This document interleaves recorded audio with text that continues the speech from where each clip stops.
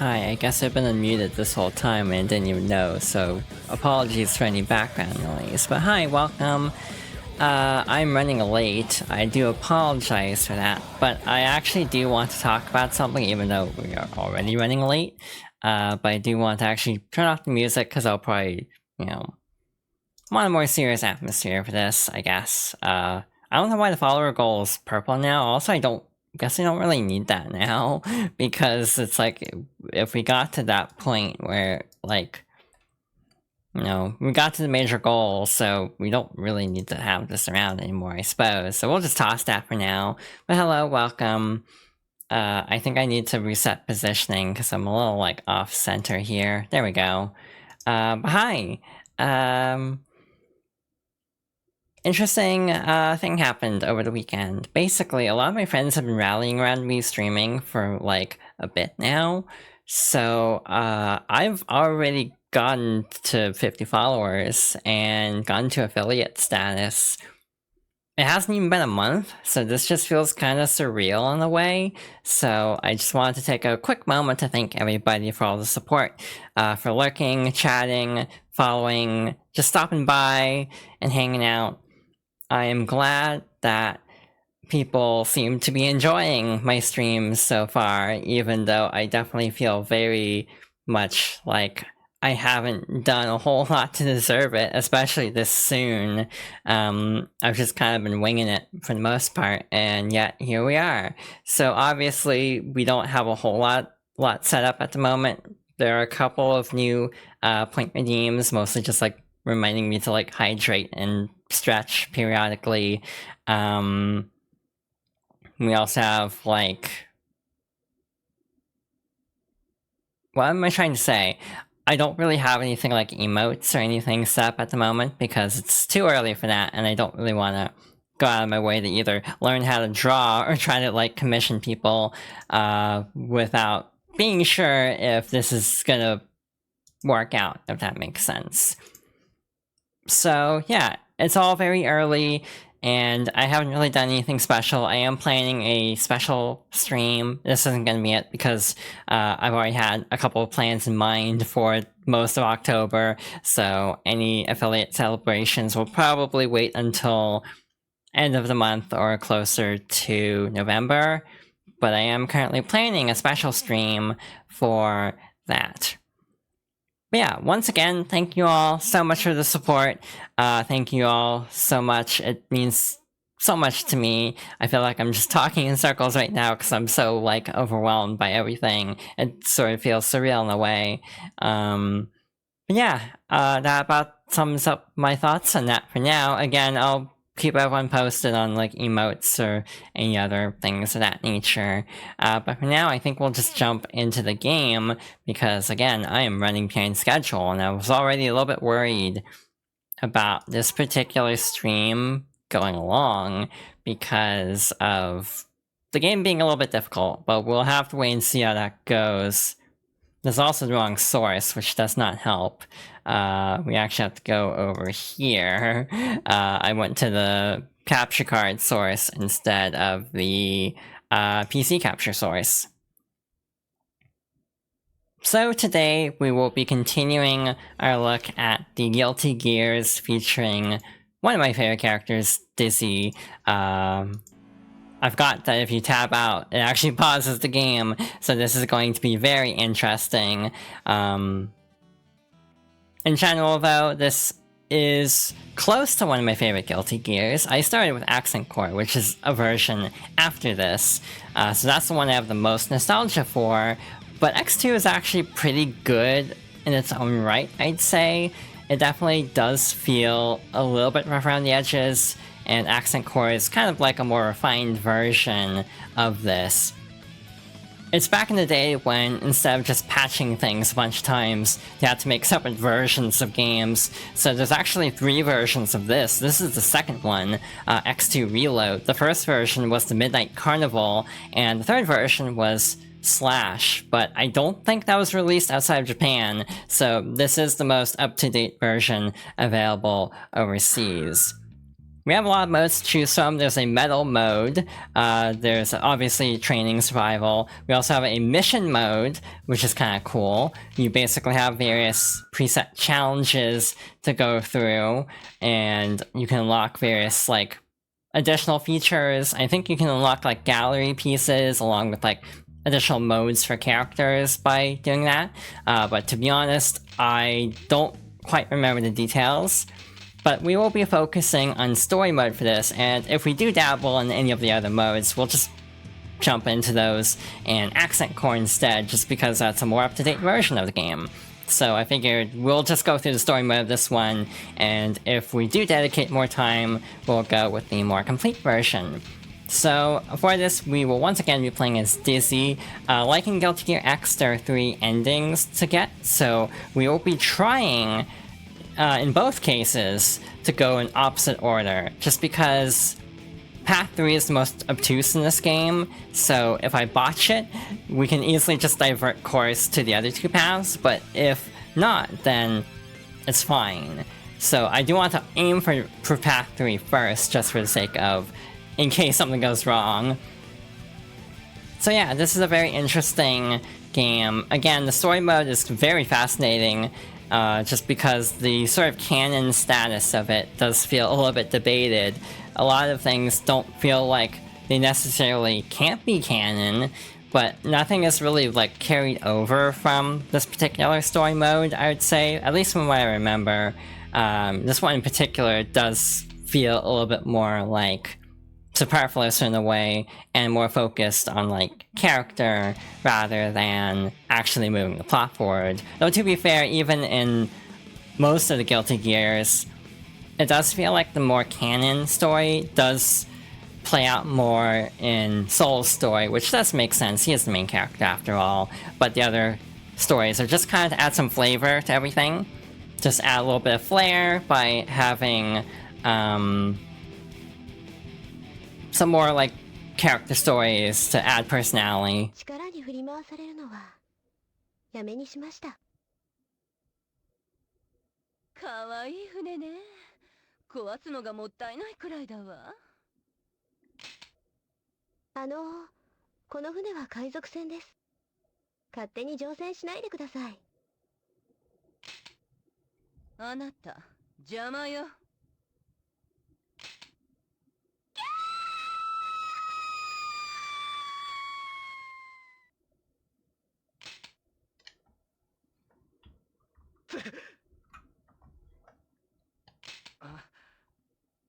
ってこいつはどっから落ちてきたんだ。おい、どうした？大丈夫か？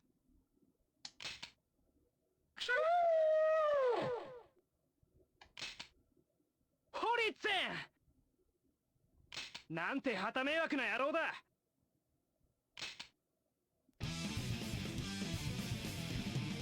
So basically the plot in this game is, it picks up from Guilty Gear X, where Dizzy ends up joining the Jellyfish Pirates along with, obviously, characters like May and Johnny, and in this one in particular, she basically gets thrown overboard by Eno and is trying to make her way back to the crew, basically. So again, kind of more side story-ish, less, like, pivotal to the overarching narrative. You're not gonna get a whole lot with, like, Eno in this particular story to, like, move things forward. It's more just to give more moments with this character.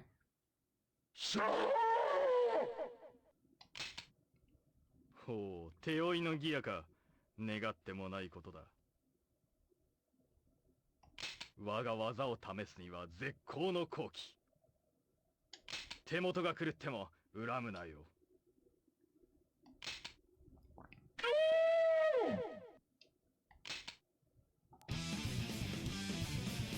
It's kind of interesting that Dizzy doesn't really say a whole lot at this point in the story. It's mostly just Necro. Again, Dizzy's wings are both essentially sentient Necro and Undyne. Yeah, Dizzy herself being a half-gear daughter of Justice, and her her father at this point in the series is kind of like left a mystery, though it's funny in my research for these games how much people were actually already speculating back in the day about something that essentially ended up being confirmed in Xrd, if I'm not mistaken. 妙に手だれの怪我人が多いと思ったら、元は、まあ、とかく人の世は住みがたいものです。何があったかは聞きませんが。殺す。殺す。殺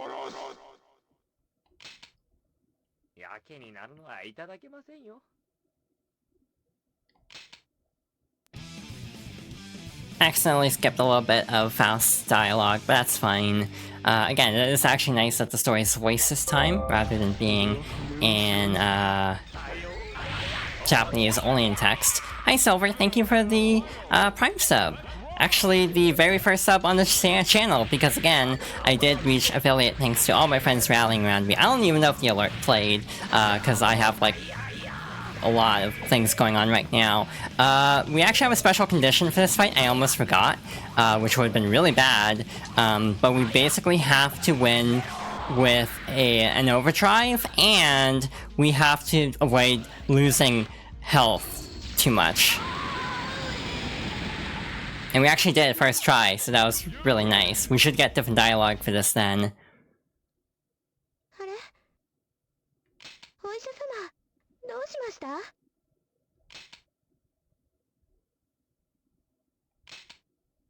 もしかしてまた私が？よかった、息はある。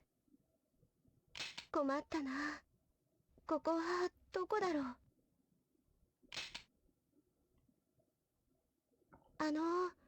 この辺で怒りを持った女の子を見ませんでしたか？それはまた個性的な友人だな。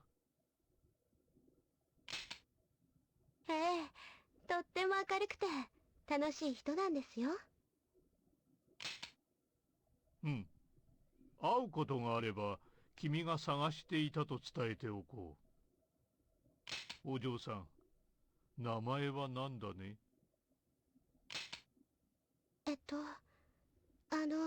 秘密です。失敬。君の噂は聞いているよ、ディズィ君。私の名はスレイヤー。お見知りおきを。スレイヤーさん、私のこと誰にも言わないでくださいますか？そうさな。君が勝ったら考えよう。わかりました。でも危なくなったらすぐ言ってくださいね。To answer the question in chat, I actually only got the ability to give people VIP yesterday because of the affiliate goal also being the same at 50 followers. So basically I went through and added like VIP to like a bunch of my friends basically. So yeah, it is nice because that was one thing I was really missing actually, was the ability to add people as VIPs, because again, I am very grateful to all my friends who rallied around me, and yeah, I do have that as an emote, the head pat. That's the only emote I have because it's technically not something I have to like draw out basically. I don't even know if I can access the emote. I've not really had much success with that.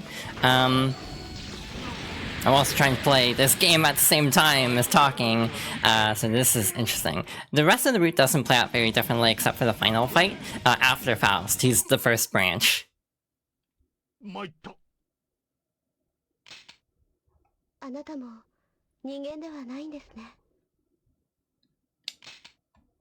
加えて言えば人の産物でもない。まあ例外というやつだ。私、ずっと自分だけが例外だと思ってました。今は違うんですけどね。我らのようなものは少ないが、探せば案外いるはずだ。いつか探してみます。それもいいだろう。では、さらばだ。それにしても、みんなどこにいるんだろう。いつかのギアじゃねえか。その説はどうも。気に入らねえな。なんでてめえまでいるん？あの赤い学士とつるんでんじゃねえのか？赤い学士ってギターを持った人ですか？やっぱりか。覚悟しやがれ。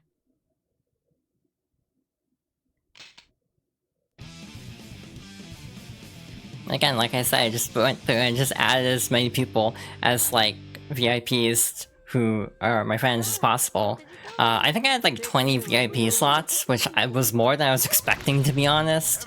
Especially starting out. I thought you got more later on, but I'm actually not sure on that. Tried to add as many people as I could think of who have been around streams quite a bit. I also really don't have that many mods, but I don't think it'll be a problem at this level. Starting out. Hi Rio, thank you for the follow. ああ、驚いた。いきなり襲わなくてもいいのに。それにしても、ここはどこなんだろう。見つけましたよ、賞金首さん。どなたですか？うちですか？通りすがりの賞金稼ぎです。賞金首って、ひょっとして私ですか？やだな、決まってるじゃないですか。さあ、行きますよ。お仕事ご苦労様。でも、世間の厳しさを教えてあげます。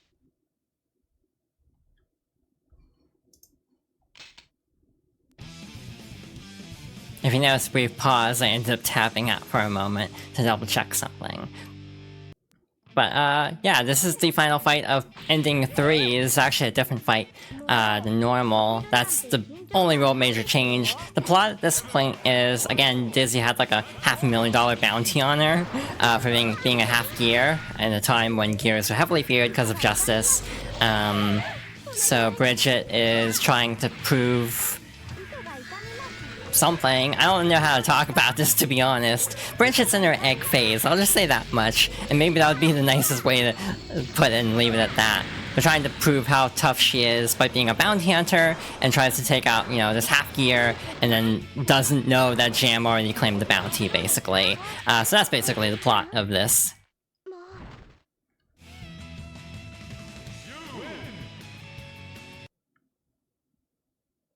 なんだ、賞金首さんじゃなかったんですね。そうですよ。人違いです。それに、どこで聞いたか知りませんが、もうその情報は古いです。その賞金首さんは、もうお亡くなりになりました。え、そうなんですか？仕事するときは、そういうとこ、しっかりしないとダメですよ。今日みたいに間違って襲ったら、大変でしょ？はーい、以後気をつけます。分かってくれればいいんです。ご迷惑をおかけしました。じゃあ一つ、お願い聞いてもらえますか？いいですとも、何ですか？私、迷子なんです。ここ、どこですか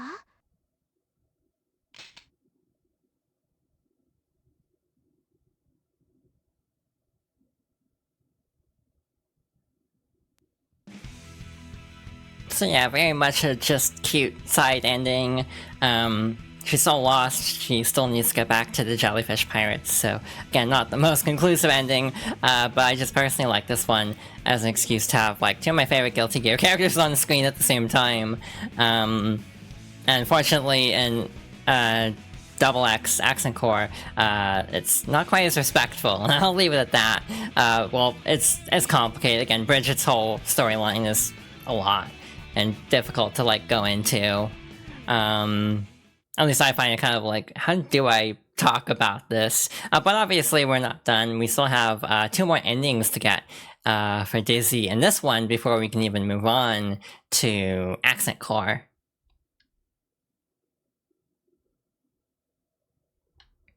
Alright, so unfortunately we have to go through all the menus all over again.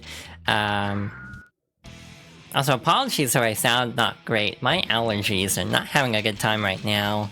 Luckily though, we can speed up a lot of the dialogue, because basically the first divergence point will be after Faust, so then I think we can go back to autopilot mode for a little bit, and we can skip a lot of the cutscenes in the meantime. I do like how in some cases they start you off with special conditions, like, oh, in this one you do take a little bit of chip damage at the start, but in others, like, you have to fight like a boss version of a character, or you're personally powered up. We had that in X as well, with the Faust fight in that game, where Dizzy is extraordinarily powerful and has to actually not kill Faust.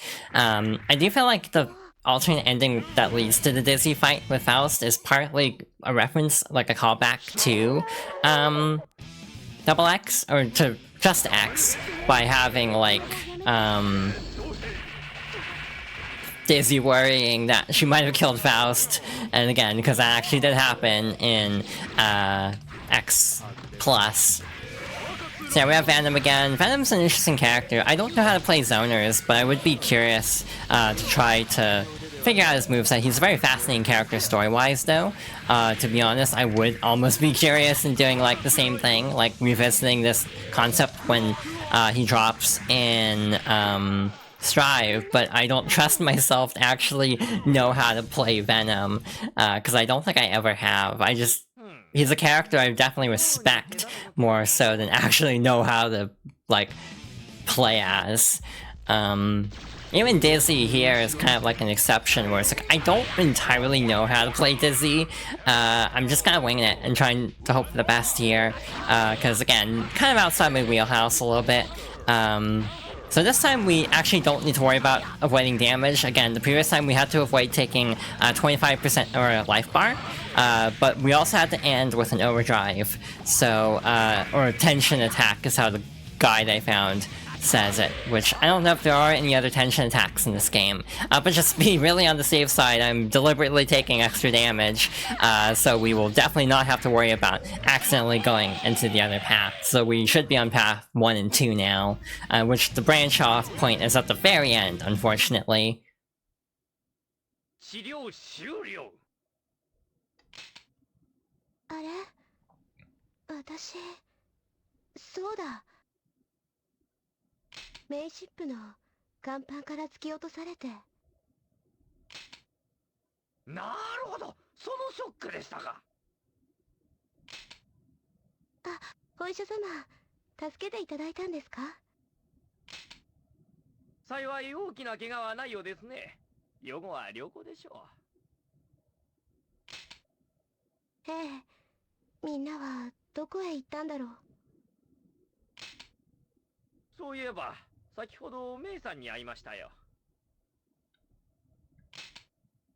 ありがとうございます。そっちへ行ってみます。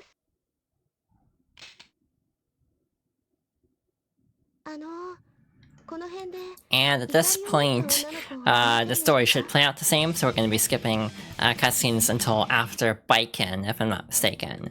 So yeah, basically either Faust directly helps her, or she sort of regains cogency after knocking him out entirely in Bridget's ending. But either way, she's sort of back to her old self, without, like, Necro basically taking the reins after Ino's attack.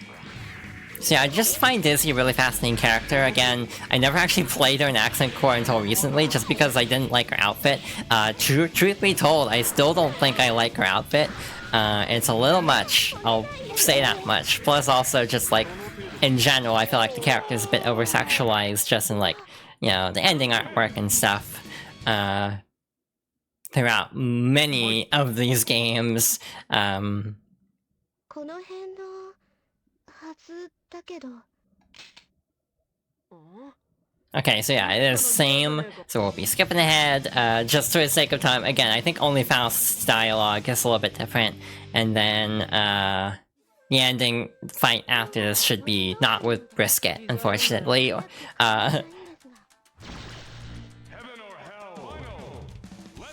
In general, though, I really do think she's a fun character, because she's kind of, like, I like characters that are both rushdown, but with elements of Zoner. Like, I like characters that can do both, not like a pure rushdown. Wow, that was a really easy fight, actually, though I am still playing on, like, beginner, just for the sake of time to get through this without too much difficulty. ああ、驚いた。いきなり襲わなくてもいいのに。では挨拶しよう。空前にして絶後なるギアの姫よ。誰？我は影。心に潜み、体を奪う禁獣。その体を渡すがいい。なんだろう、この気持ち。遠い昔の憎しみと記憶。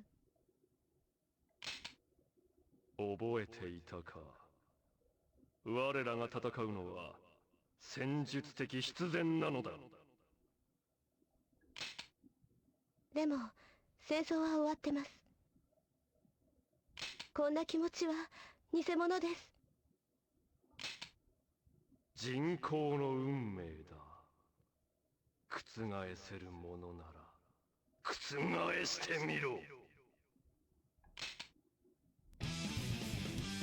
Alright, so in this game, Zada 1 has been basically taken over by Eddie, his familiar. My brain had to go to the phrase Mayship because the fan part of my brain kept going Maybury ship. Yeah, basically at this point. That is one of my favorite Guilty Gear ships, though I don't feel like there are many. I feel like that's the main one.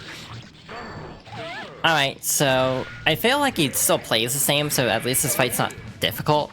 Though I do find Sada 1 and Eddie in general to be kind of an annoying character to fight just because of how, like, mobile and ranged his attacks are.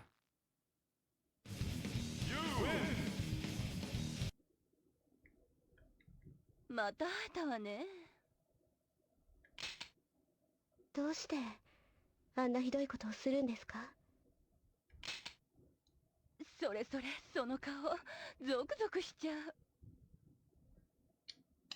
そんな顔してくれるなら何度でもいじめちゃうわ。失礼します。逃げられると思ってるとこがまた可愛いわ。So we've made it to branch 2. This one sucks. We have to win this fight. And if that seems like a problem, I don't like this boss fight. And this is the boss version of Eno specifically, not the fighter version. Therefore, we actually have to work for this. I think she also regains health, too. And I think she also has, like, her really stupidly annoying and overpowered super, too. And she's also just zipping around. So we actually do have to win this, so, this might be a problem. I'll do my best to win this fight. This might take another attempt, though. And if we don't get it, like, soon enough, I might just bail and just, like, call it. Just for the sake of time. Yeah, this, is, yeah, a boss level Eno. And, yeah, regen is definitely, like, not helping. I'm actually doing, like, amazingly well, given that I'm also trying to, like, talk over this. But again, I think she can do her, like, special super for the boss version. But again, I'm playing on beginner, just partly so I can show this off entirely. And yeah, we're just kind of like chipping around at this point and hoping that it's like more than than the health she can regen. But yeah, this is actually going okay unless I botch it at the end, which I'm kind of doing right now. Also, I don't know how Dizzy's IK works. It's like the stupidest input in the series. Wow, we actually got it really fast. いけない夕飯に間に合うか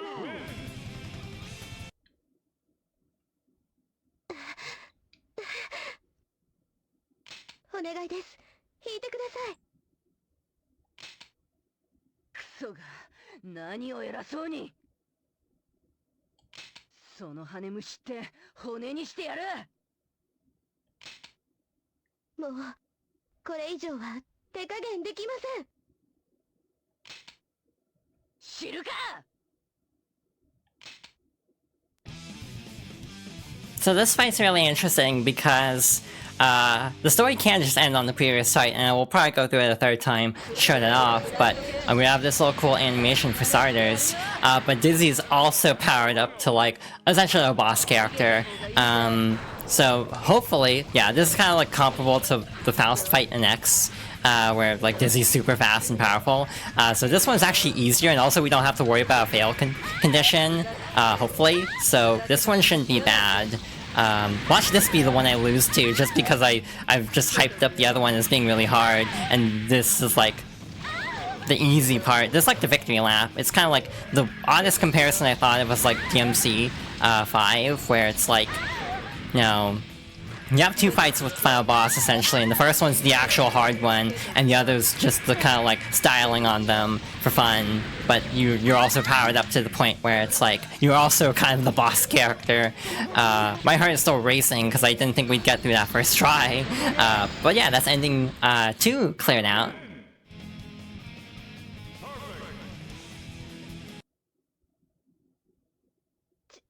力が止まらない誰か助けて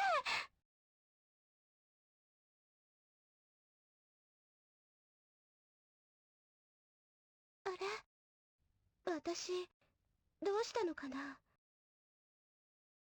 なんだろうこの気持ち力を使った後なのにとても温かいああいたいたやっぱりここだったヘイプリルあれディズィどうしたの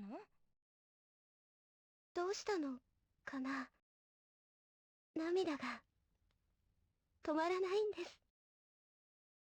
悲しいことでもあったのいえ夢を見たんです何かとっても懐かしい夢でしたきっとそれお母さんの夢じゃないかなあお父さんかもしれないね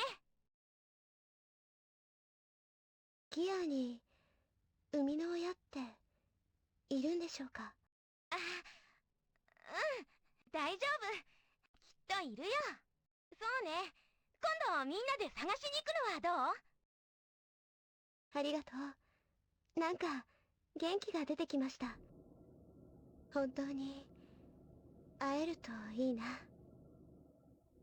おーいあ来た来たみんなこっちさあ帰ろうはい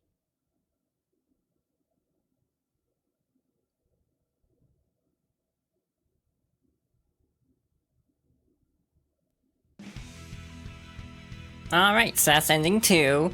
Again, they're not really subtle about who her parents, who her father is, even though it's not really confirmed until much later in the series, which is a whole other story of why it took so long to actually get back to the main story. A lot of licensing problems, but a little bit off topic.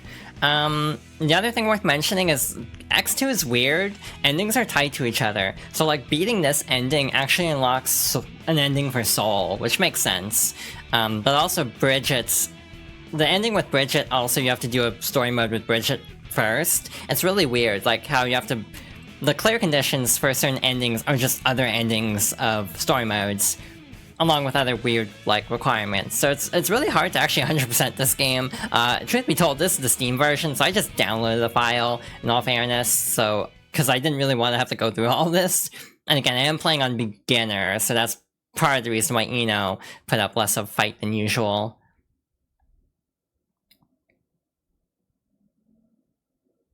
Alright then, so we have one more to go. Honestly, that didn't take very long at all since we got both of those first try. We're only like 40 minutes into the stream, so we're just gonna do a third run, blast our way through. This is gonna be super casual until we get to the last Eno fight. Frankly, I've been cutting up streams lately into YouTube videos, starting with the Guilty Gear streams. So that's part of the reason why I'm trying to keep things like fairly like, I don't know what the word is. Like, I'm just kind of skimming through because I want to be able to like easily cut everything up into one video, basically, afterwards. So yeah, we just have to go through all the endings, all the fights again, and then we can move on to Accent Core. Actually, I don't know exactly what I'm doing, to be honest, because there's a lot of games I could do, and I'm like debating, because there's Iska, Death Strikers, and Judgment, which are non-canon, which is also kind of in that void of time when, like, Arc System Works actually lost the rights to certain characters, which is why in Guilty Gear 2 Overture, it actually has only Soul and Kai as returning characters, and, like, again, I'll make sure to point this out when we actually go to Xrd, because that is the next game with Dizzy in it. Basically, they literally just fridge her, in the most literal sense, except it's not an actual fridge, it's like a dimension where she's frozen, but she just looks like she's been turned to stone, basically. And they just call her the Maiden of the Grove, because they couldn't even name her, they couldn't even refer to her by name, because of weird licensing issues after, I think a merger is what caused the problem. Like, the publisher Sammy merged with Sega, and that caused all sorts of problems, or something like that. So yeah, they lost the rights to most characters, like, except Soul and Kai, which I guess if you're gonna keep any character, Soul and Kai would be good characters to hold on to. So yeah, it's a really weird story, and then they, I think, got back the rights, and like, Arc Sys did publish, or like, self-publish, Accent Core plus R, I think. Like the PS3 360 versions of Accent Core. I think it was Accent Core Plus first, and then they patched it to R later. But then I think Xrd was published, self-published in Japan, and then published by Axis? Like AKSYS, they do a lot of like publishing work. And then Strive goes back to being self-published in most regions, but in Europe, it's actually Namco Bandai. Or, well, technically Bandai Namco, to be more accurate. Another thing I haven't really pointed out is that Dizzy's moveset is really robust in this game, but again, we'll probably have more time to talk about it during Accent Core, because I might delve into some of the other, like, content of it, and maybe do an arcade run where I won't be so concerned about talking over dialogue, even though it's all in Japanese anyway. I generally don't like talking over dialogue. That's a personal quirk of mine.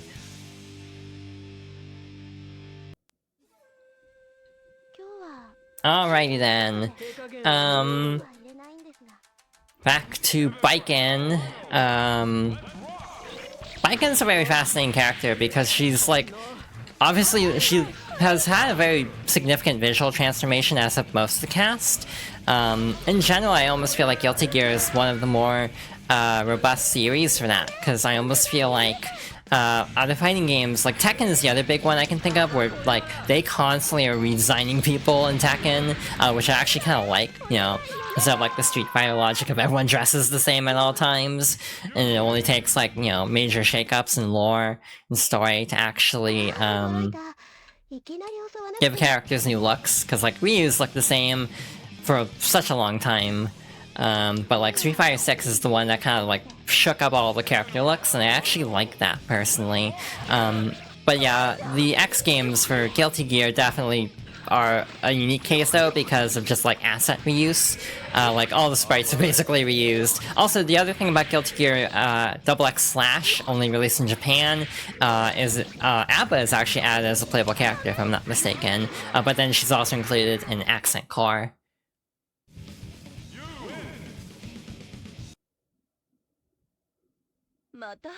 Alright, so we've made it back to Eno. This time, all we have to do is lose, so that'll be easy, comparatively. This is a very easy fight to lose, so we shouldn't have any trouble with that. Again, because of playing on beginner, we didn't see like her main attack, unfortunately, which is basically like a screen fill. I guess Faultless Defense is the best option, but even then, it's like, the chip damage is absurd, which again is part of the reason why I do want to do an arcade run, just to show off how BS, can actually get, because again, on beginner, for story mode, she definitely isn't as OP, but in Accent Core Plus's arcade mode, she definitely has no chill, even on beginner, at least from my recollection. It's been a bit since I've played arcade mode because it's so really difficult, and I actually seriously wonder how kid me, or teenage me actually, even got through that at all.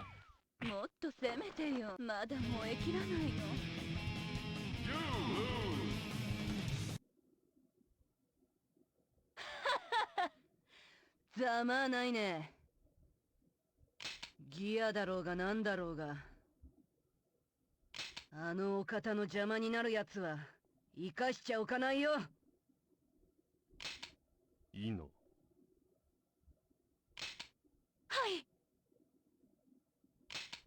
私はお前にこんなことを望まなかった。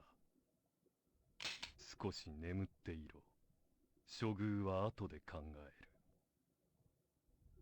ほう、あいつの面影があるな。誰？ディーズィー、光と闇の結晶よ。お前は我が思惑さえ超えた世界の希望。その身が恐怖と悲しみを呼ぼうとも、決してくじけてはならない。おーい、ディーズィー！行け、我が祝福とともに。ほら、いた。ディーズィー、無事だったんだ。みんな心配してたんだよ。皆さん、来てくれたんですね。今、ここに誰かいませんでした？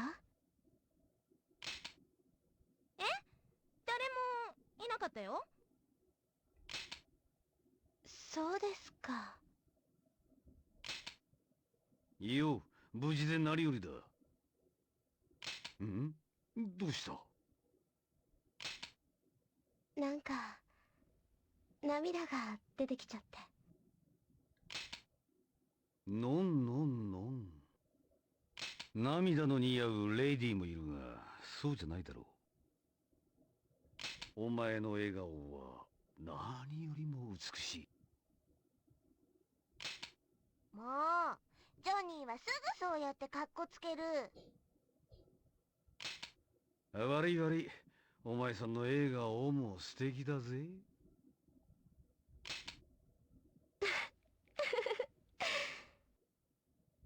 皆さん、ただいま。おかえりなさい。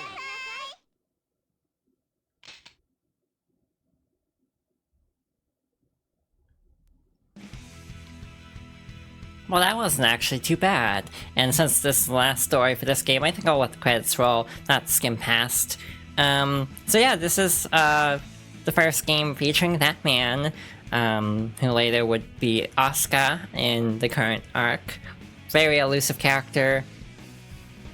I'm gonna be honest, Guilty Gear is a series where I kind of gravitate more towards individual character arcs and character stories, rather than the overarching narrative, which is kind of lost on me, especially when you get to like Eno, because then you get into like alternate timelines and stuff of that nature. And just, well, time travel is a better way to put it. in general, I kind of feel like I don't understand what the heck is going on with that man or the backyard or a lot of that. That is definitely something I need to brush up on, though it's also partly because I've never actually played Overture, which also delves more into like the current narrative, while this is more like, again, character stories to set up something else that, again, they kind of have to veer off course to actually deal with because of licensing. And then go back to fighting games with Xrd in the 2010s, I want to say. No idea when Xrd Sign came out, but it was a fair ways off from this game. So yeah, X2 is a weird game. It is available on Steam. It usually goes on sale pretty cheap. And I can't recommend it though, because unless you're like really into the story of Guilty Gear, just play Accent Core. That's the better version. It's the most refined version, it has rollback netcode. There's like not much reason to actually play X2 unless you're like really invested in the series, which I personally am, so I actually enjoy playing through like different story modes. In general though, again, this is like the core foundation of the one that I'm nostalgic for, so maybe that's also part of the reason why this wasn't too bad, but again, I will eat my words when we get to arcade mode, you know? I'm pretty sure we're gonna get bodied if we actually do fit in an arcade mode run, which I would like to do. If we don't do it today, for time reasons, like if things run long, we might tag it on to next week, next Monday, and just do it with Xrd Rev 2. We don't even have to do Sign, because Dizzy's still fridged for that, so we don't have to worry about the first part. She does appear in the story mode, but it's not interactive, so I wouldn't just like, you know, do a movie night on the stream and just play the story mode of Xrd, Sign, or Rev 2. But we will do an arcade mode run, maybe dabble in some other modes too, with Dizzy and Xrd, because that is also a very fun game, even though that's not the one I have a lot of nostalgia for. But yeah, this is just kind of a fun little game, but again, hard to recommend when the definitive version is also on Steam and also is relatively cheap.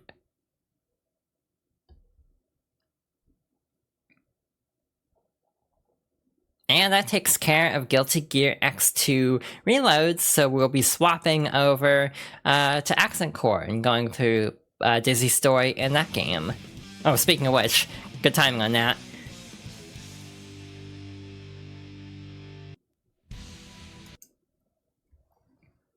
Alright, so I need to get this set up. This is going to take a little bit of work, actually, just because Guilty Gear X2 is a weird resolution. Therefore, I basically tried to make it as authentic as possible, actually scale it to like a proper 2x integer scale, because why not? So yeah, the window is not sized properly for Accent Core, which is essentially a 1080p game. So before we actually do anything, I do want to actually go in and like, yeah, this is what it looks like. I had to like really zoom in to make it like, you know, 960 by, no, 1280 by 960. So we'll just do this. That should get it to be full screen. And then we're good. Oh, there we go. Good to go. Luckily the last like 4x3 480p Guilty Gear that we have to deal with, so luckily we should be in the clear in that regard. So yeah, we'll just close the game so we can get the intro as well. Also, the one downside of getting to affiliate is I don't know about like when ads play, so I do apologize if ads start playing. It's not something I have like as much control over as I'd like, to be honest. It's kind of annoying. Like, I want to say back in the day, like, you could skip having ads, but now you're basically, like, forced to run ads periodically, and, like, I find it really silly that that's the case. Like, I really wish I could just not run ads, because it doesn't feel like it'd be worth it, for how, like, how I'm just starting out. Like, there's no real point in having, you know, automatic ads. Yeah, that's just my little rant on that. So let's jump into our next game.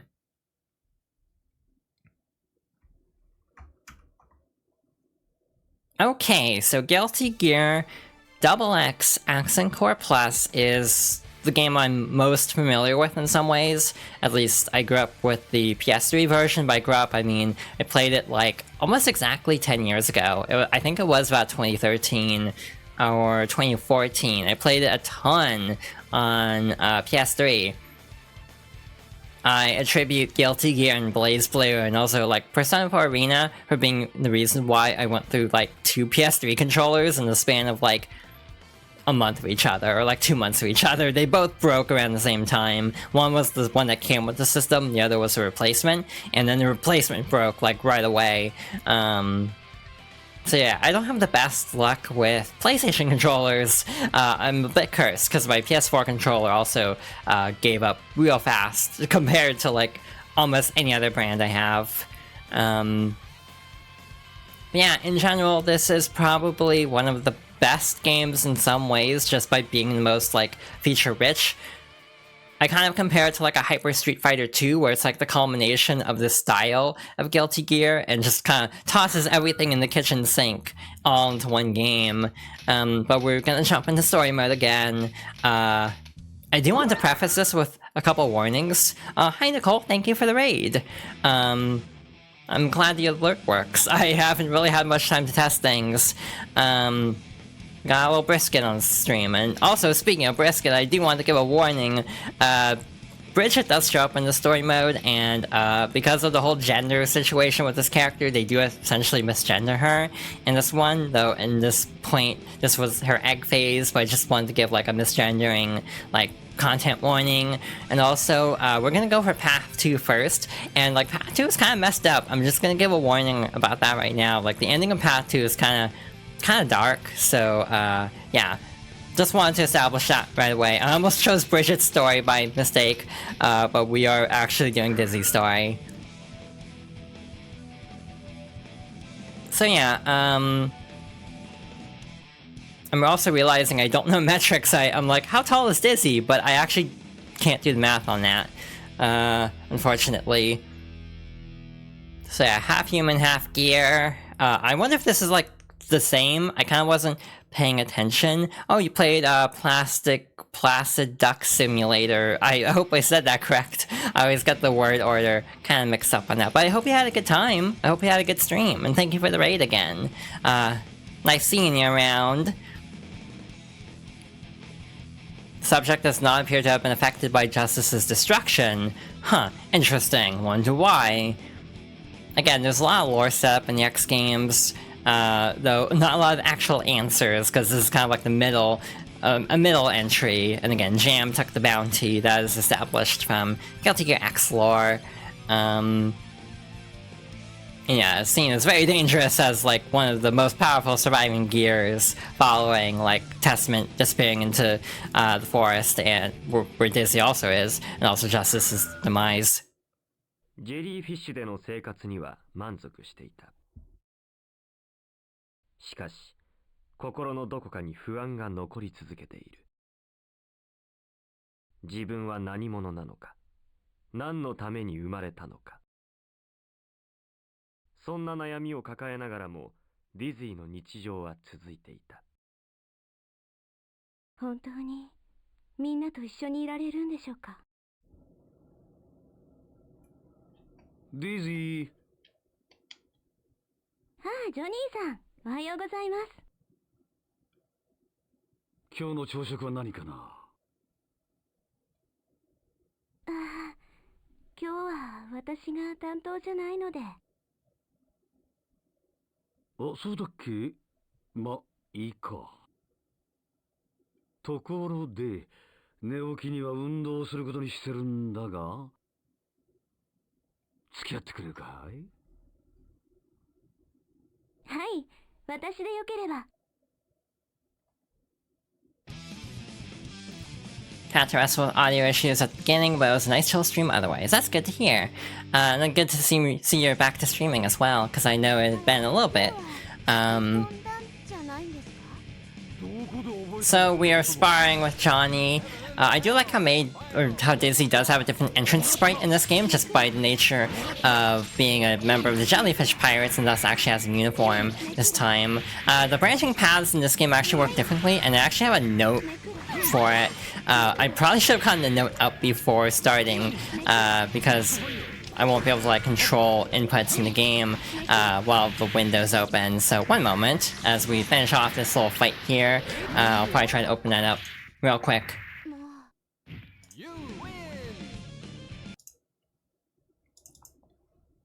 さてと、そろそろ食事の時間かな。そうですね。あ、そういえば今日はお客さんが来るそうですよ。お客？はい、メイさんが招待したそうです。あ、いらっしゃい。びっくりしました。すごく大きい船なんですね。へへ、そうでしょう。ジョニーさん、今日は招待してくださってありがとうございます。ん？ああ、まあいいんじゃないの？友達だしね。ほらほら、せっかくブリジットが来たんだよ。ジェリーフィッシュ流の歓迎会。ディズィ、お願いね。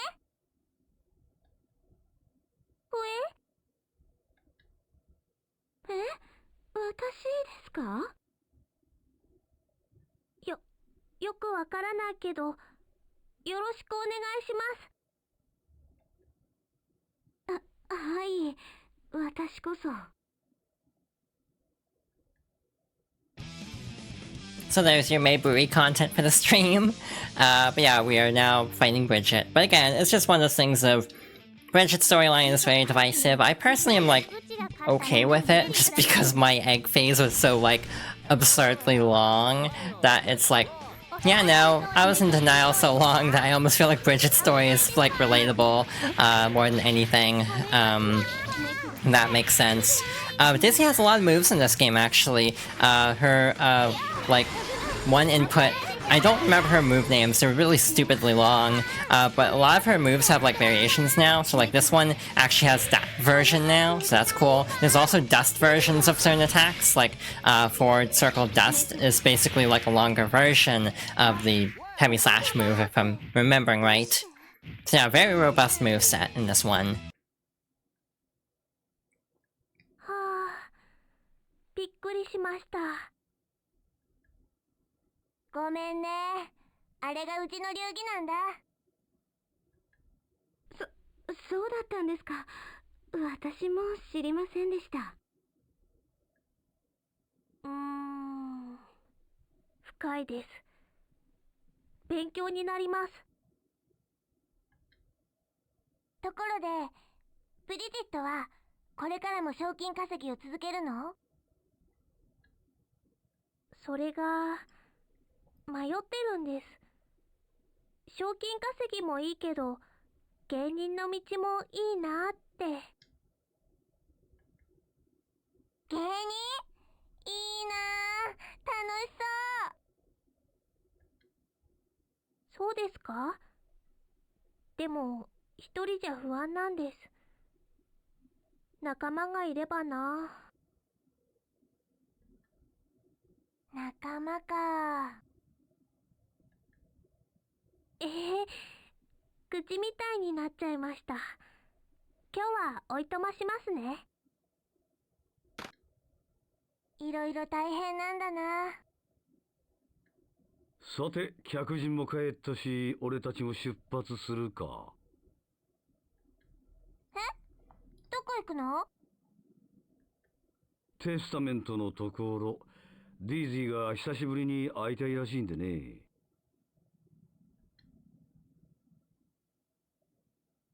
久しぶりだから緊張します。大丈夫だよ。向こうだって絶対会いたがってるもん。そうでしょうか。いたみたいだよ。俺は迎えに行ってくる。いい子で待ってな。はい。ティズィ、なんか顔色が悪くない？なんだか突然頭の中がざわざわして。うわっ！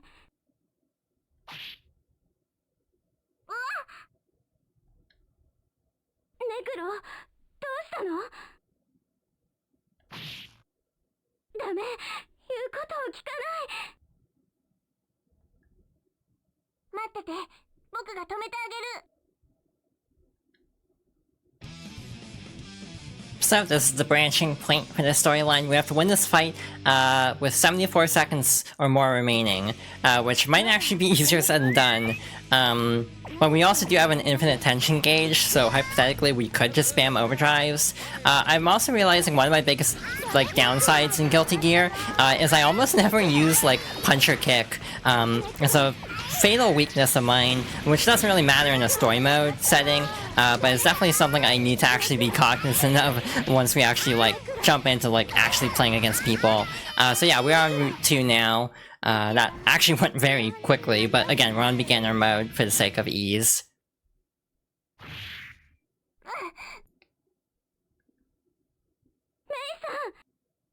このままじゃみんなに迷惑が。ティーズィー、ごめんなさい。私少しこの場を離れます。治らない。どうしたらいいの？あ？てめえは。ダメ、ネクロ。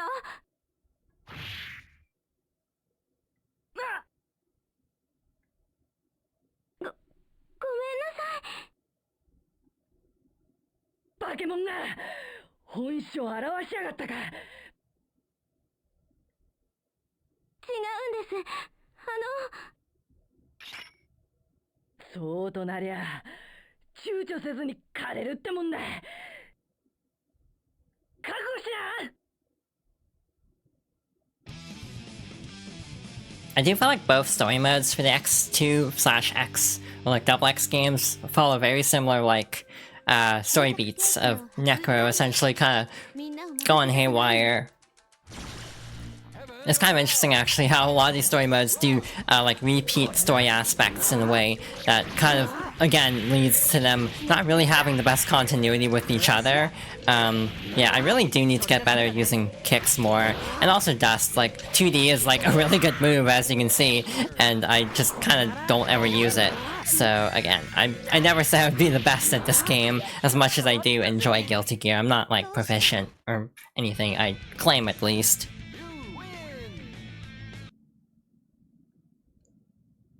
さっきの人無事だとはいいけど。危な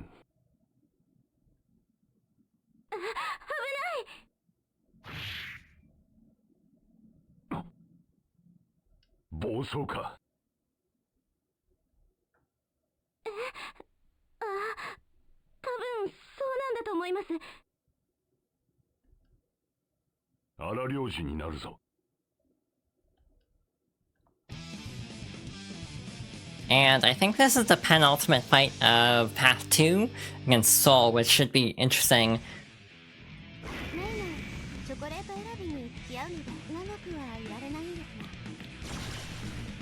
It is very interesting, the lore between these two characters, and they have a lot of interactions in a lot of story modes, not just this one, but the entire series, but not knowing the entire connection until recently, not putting the clues together, and it's honestly a really funny moment when all the pieces fall into place by Xrd. Probably one of my favorite moments, again, because I generally like the character moments more than the overarching story in a lot of cases, though I would like to get into the main story at some point. It's just a lot.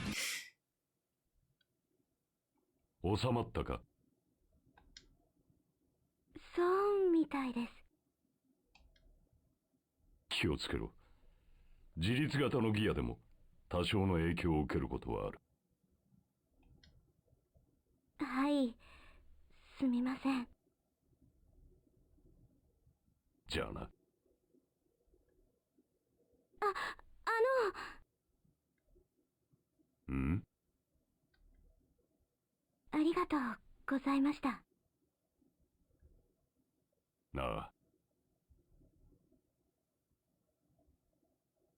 みんなのところに戻らないと。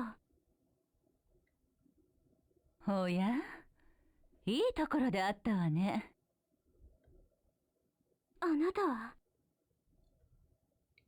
ちょっと力を貸してくれる？私、急ぎますから。化け物の分際で用事かよ。いいから顔貸しな。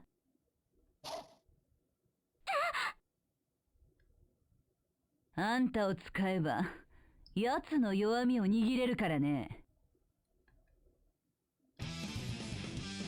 Like, one detail I'm very much on the fence about in terms of understanding is, like, what is the situation between, like, Ino and that man? Like, they kind of work together, but I also don't fully understand what's going on there. Though again, the missing piece in this case wouldn't help because, again, she's not in Overture for, like, legal reasons, or, like, yeah, copyright reasons, essentially. Also, by the way, one of her inputs was actually changed, so this one's actually way easier to do now. It's not like a bizarre motion, so I can actually use that super without, like, you know, destroying my hand. Her IK still sucks, though. Let's see, just to show it off here. Yeah, if you go down here, this is Dizzy's instant kill. It doesn't work the same way. For every other character, you press all the face buttons together, punch, kick, slash, heavy slash, and then do like 2 quarter circles and then heavy slash. Dizzy has a special input because she's like, you know, a boss character essentially, and this is kind of like a hidden move in a way. It's obviously extremely hard to input because it's like anything with an up input is hard because you jump. So it's like really hard to make everything line up, but also punch and kick being in opposite places. This feels like a hitbox kind of combo, not like something that's particularly easy to do on like a controller, like a buttonless or like a leverless controller instead of like a lever type controller. みんな心配してるかな？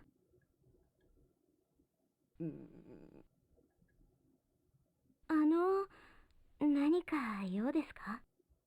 危ないですよ。魚心あれば水すまし。これもパラケルスの体のため。よくわからないけど、痛くないようにしますね。I don't even know where to begin to explain Abba as a character and her story. Like the key is her husband, and like in this one, she's trying to get like a body for Paracelsus. It's the whole thing. I don't even think Abba's like the most, you know, canon character, just because I think Paracelsus does get a body, and thus it doesn't work with Strive, but again, it could just be explained by, you know, time travel shenanigans. The most toxic straight couple, basically. I have, like, no clue what the relationship, or, like, how to feel about the relationship.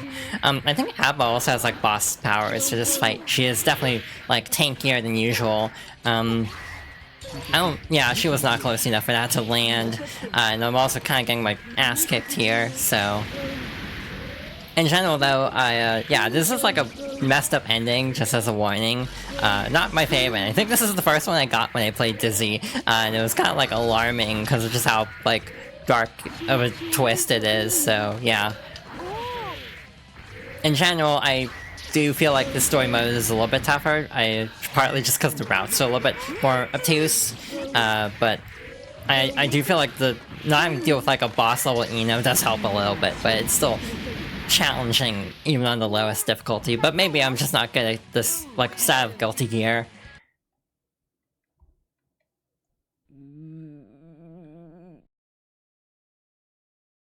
ひょっとして誰かに頼まれたんですか？そういうことだね。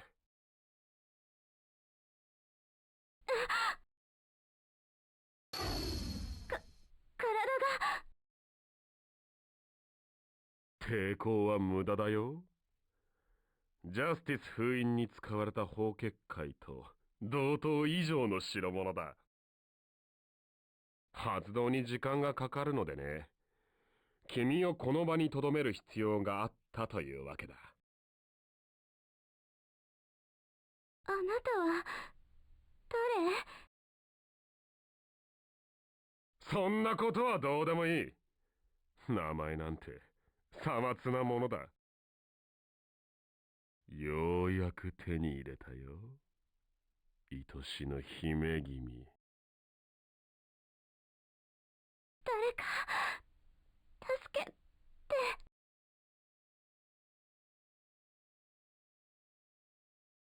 ええ、研究は順調ですよ。はっきり言ってパーフェクトですね。ジャスティスコピーなど比べ物にならない。量産ですか？今進めています。しかしあまり無茶はさせないでいただきたいですね。D シリーズは非常に美しい。あまり傷をつけてほしくないものでね。君もそう思うだろ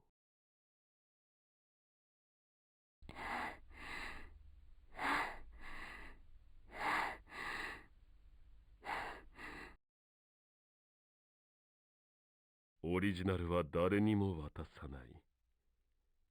君は僕のものだ。えい。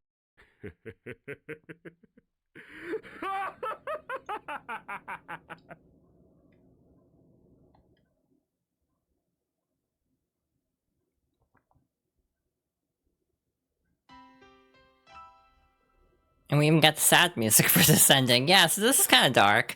So she's just like captured forever and like cloned for a weapon. This is Crow, by the way. I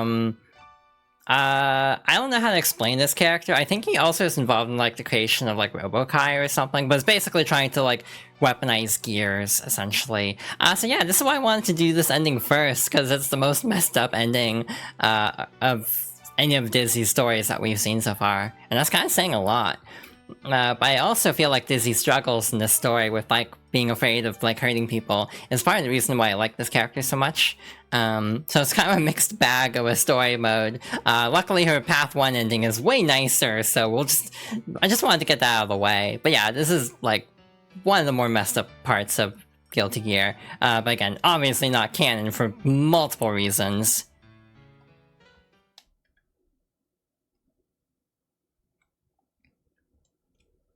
Alright, so on that cheery note, we're gonna jump back in, and yeah, try to get a better ending out of this. I'm trying to think of anything else worth mentioning about, Double X Accent Core plus R. I was mentioning Accent Core, and then Accent Core Plus, and then Plus R was obviously, later on. One of my favorite bits of trivia is this game was actually on Wii. It was Wii, PS2, PSP originally, so you can play this entirely with motion controls. You still have to press some buttons. The way it works is the D-pad works as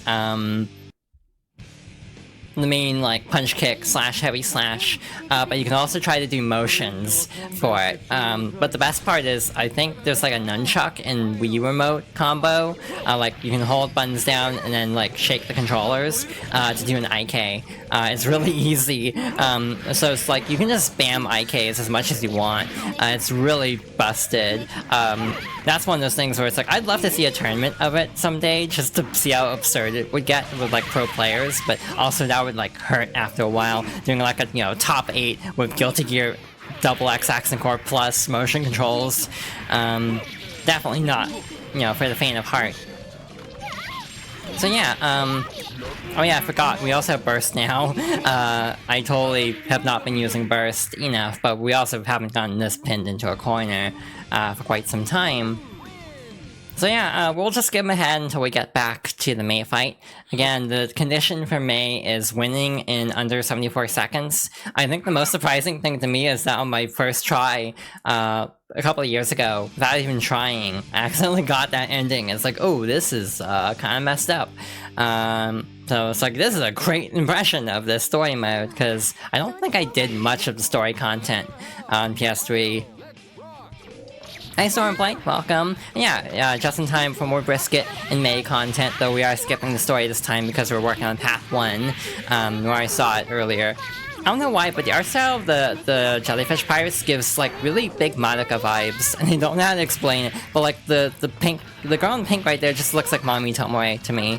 I think it's, like, the drill hair, partly, but just, like, even just, like, the art style of the eyes, and just like proportions, it just reminds me a lot of Madoka Magica, or maybe I'm just thinking about Madoka a lot. I'm meaning to rewatch that at some point, but that's also very heavy, so I have not gotten around to it. So yeah, we still have to get through May. We have to deliberately stall out this fight, basically, to get back onto the new story content that we haven't seen yet. So yeah, we'll just we can chip away her health a little bit, but we ultimately have to not win the fight super fast. Also, even though this is essentially just an updated version of Double X, a lot of stages like the Grove have actually been given massive visual overhauls. Like, it's more watery in this game compared to in Double X. It's also interesting seeing how the HUD design changes. Slash is interesting because it's kind of like in between. It's like, it doesn't have like little like characters in the corners showing the moves like X2, but it isn't quite the HUD of this game. Also, Dizzy has a double dash in midair. I don't think I pointed that out, but I think if you double jump, you can only single dash. But if you like only do a single jump, you can just do this. But yeah, we have to stall out anyway, so I figured might as well just talk a little bit about the character. So let's try to win in style. I say, knowing that's a mistake. Oh yeah, we have infinite tension, I forgot. We can just spam this if we wanted to. So yeah, we're back on a brighter path, thankfully.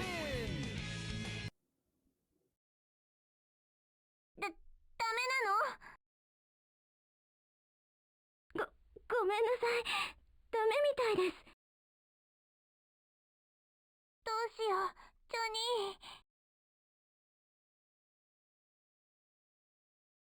ニー。なんなの？この気持ち悪さ。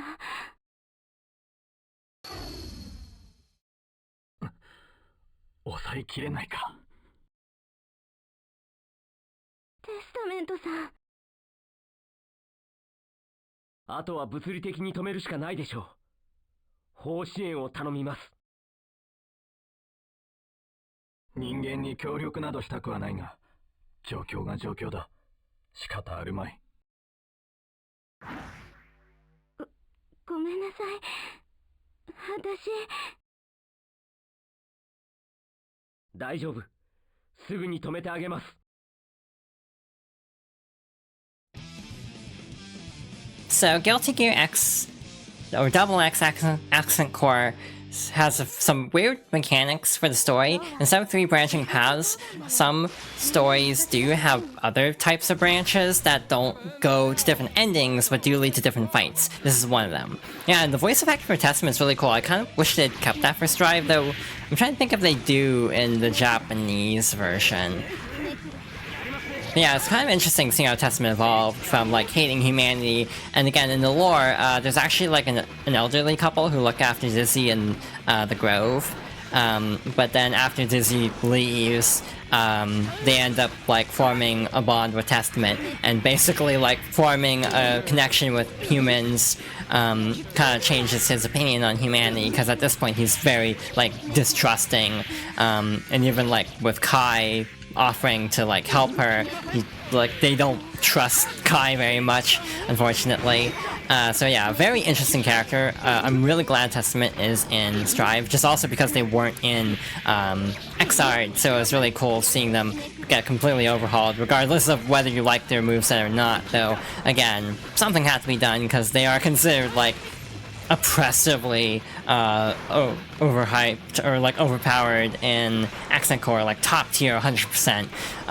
Though I think Dizzy is too. I don't remember the tier list for Accent Core, though admittedly I don't pay attention to tier lists very often. I kind of keep an eye on them, but I don't really adhere to them. Like I play Alpha, I play Bridget, they're both like A tier if we're being like generous. Some put like Alpha and B tier. So tier lists don't really matter to me as long as I'm having fun. So we'll see how Dizzy turns out in Strive. If she's like really high tier, then it'll be nice, but I'm not like... That's not gonna deter me from trying to learn the character. So yeah, we'll have a hidden fight because we got a time up on this.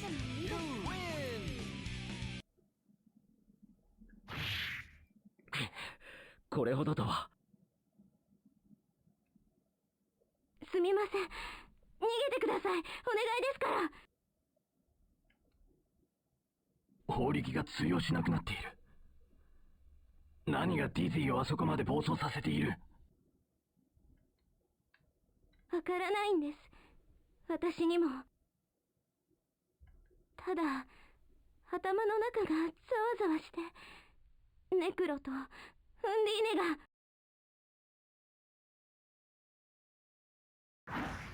ダメ、言うことを聞い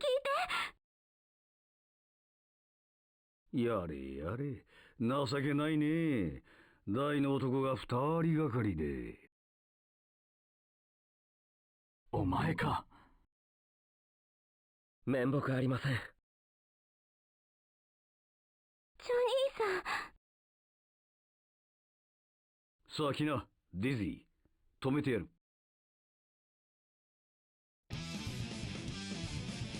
I also just remembered that some people ship Johnny in Testament just so the ship name is Johnny Test.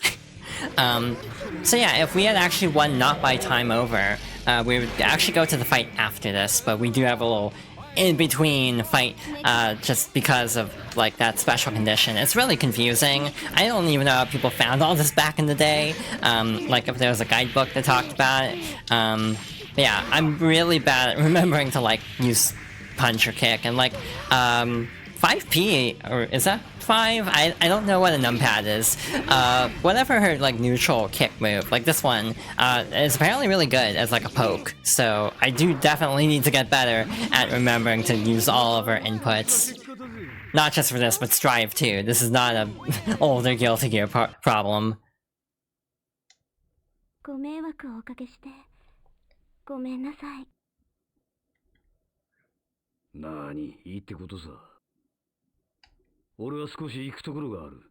ディズィーのことを頼んだぜ。勝手な男だ。しかしディズィーはなぜ。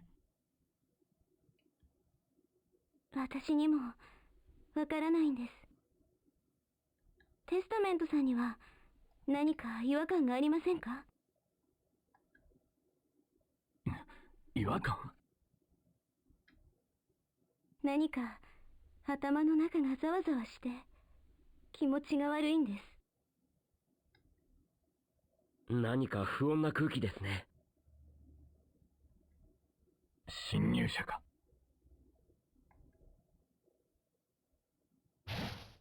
おらおら、生きがってんじゃねえぞ、このシャバ僧が。やれやれ、終戦管理局ですか。ティーズィ、そこにいろ。私たちで片付ける。はい。まだ頭がざわざわする。単純で助かるね。陽動だってのにあっさり引っかかってくれる。あなたは？はじめまして、お姫様。僕はクロウという終戦管理局の人間だよ。終戦管理局？君は貴重な存在だ。ぜひとも研究したい。そう思ってね。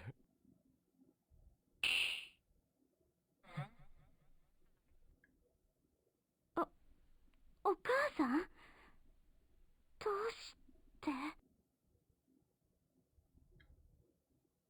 いい反応だ。なんていうか、実に、僕の脳髄に電流が走るような、官能的な刺激を与えてくれる。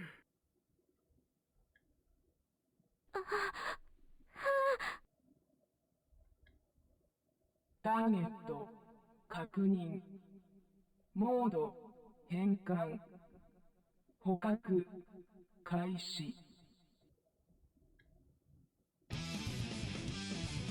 So yeah, Justice is in this game, so that's fun. This is gonna be interesting. Just hoping she's not as broken as in Guilty Gear 1, because that's a whole can of worms. I do not like that fight. Guilty Gear 1 is a pain to actually finish, just because of, like, boss. Also, why am I flashing? I actually don't know why I'm, like, flashing right now, or, like, what kind of, like, condition is on this fight. Again, a lot of these story fights do have special conditions, but this one I don't actually remember. Again, it helps that we're playing on, like, the lowest difficulty, so we're luckily not struggling too bad. But again, that doesn't mean that she isn't awful to fight in other games. もう帰ってもいいよ。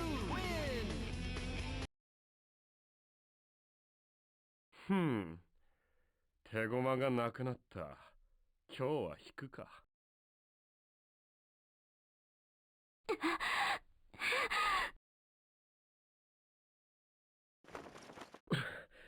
大丈夫ですか？はい、なんとか。すみません。単純な陽動に惑わされて。いえ、いいんです。それより。何です？私、考えてみたら自分のことを知らないんです。どうして生まれたのか、この力は何なのか。協力してもらえませんか？私がもっと自分を知れば、こんなことにならない気がして。そうですね。私にできることであれば協力しますよ。ありがとうございます。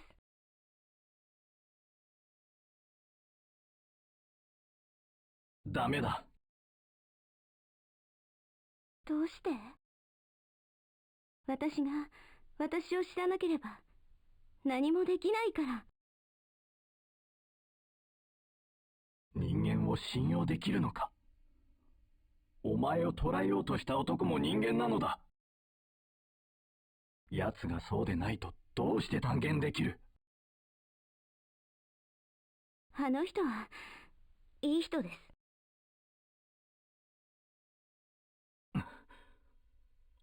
お前が何と言おうと、お前を人間の好きにさせるわけにはいかん。喜んでくれると思ってました。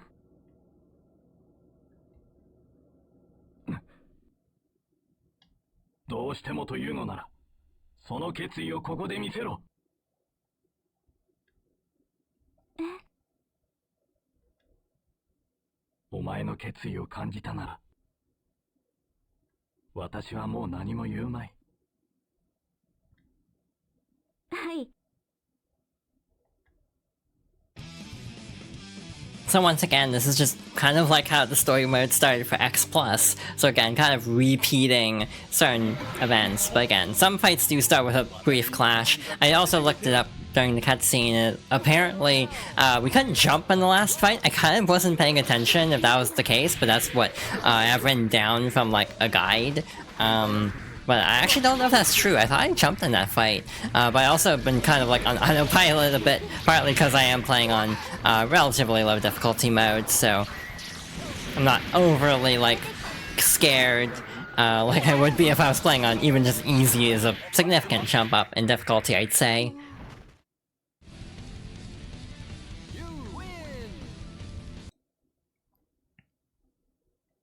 You テスタメントさん、ありがとう。だがもうここには来るな。私はどうあっても人間を許せはしない。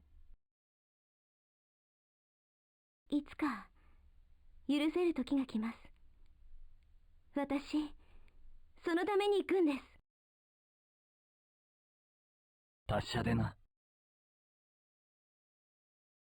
あなたも。カイさん、ここで待ってるって言ってたけど。やあ、また会ったね、お姫様。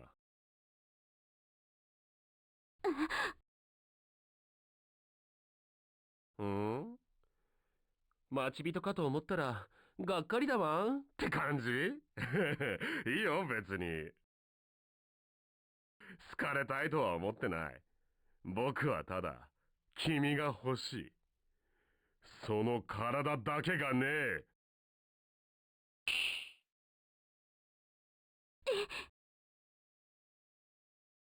この装置を取りに戻ってた。これはなかなかいいよ。データベースにある人物の幻影を生み出すという画期的な装置だ。もちろん、強さもそのまま。燃費が悪いのがなんだがね。ここは、なんだろう。何か、懐かしい感じがする。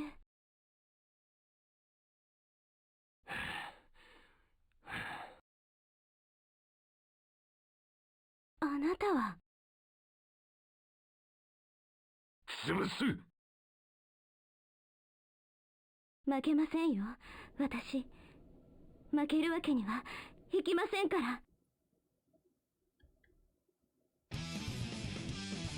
Final Fantasy's Path 1 is Order Soul, who is basically like Soul when he was part of the Holy Order. This is probably going to be a very tough fight, even on this difficulty. And yeah, Crow's just kind of the worst. I don't think he ever shows up again, and I think that's a good thing, honestly. Also, by the way, Daisuke Ishiwatari had nothing to do with the story mode from what I gather. Someone else wrote it, but he just kind of like vaguely kept certain elements just for the sake of, you know, not wanting to like retcon too much out. But yeah, some of the specifics, it's like, yeah, I'm okay with some things being left out of future games, to be honest.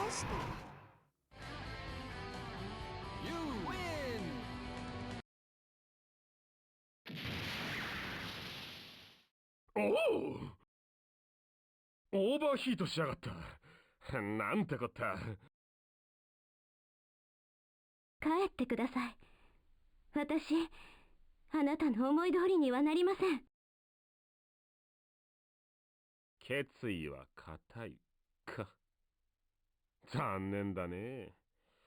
出直せよ。だが、諦めないよ、僕は。君は僕の姫君だ。この手に君を抱く。絶対。絶対にね。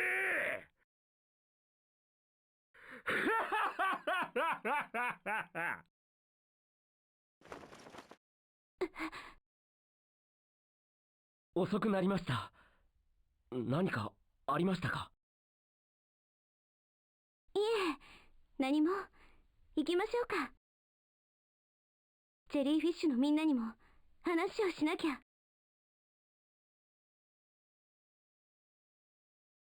ジョニーさん、早く朝食食べてください。後片付けができないです。今日はえらく厳しいね。何かある日だっけ？今日はカイさんのところに行く日なんです。遅れたら申し訳ないでしょ？ああ、そうか。はいはい、すぐ食べますって。でも、残さないでくださいね。奴とは、うまくやってるかい？はい、カイさんはいい人ですよ。いつも優しいです。ああ、いや、そういうことじゃなくて。私の体のことですか？まだまだ調べてみないとわからないみたいです。いや、そうでもなくて。まあ、あのお坊ちゃんに手を出せるわけもないか。はい、ごちそうさん。細松様でした。じゃあ気をつけて行ってきな。はい。行ってきます。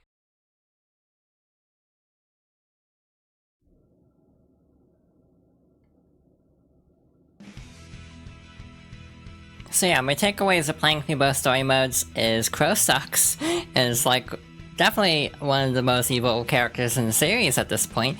I don't know how much influence he has on the other story modes, because to be fair, I once again just downloaded a save file with a bunch of completed like story runs. I don't think I've ever done all of them myself, so I don't even know about the other stories very much. Yeah, Raven is a different character, though to be fair, I can't really explain them either, because I haven't played Overture.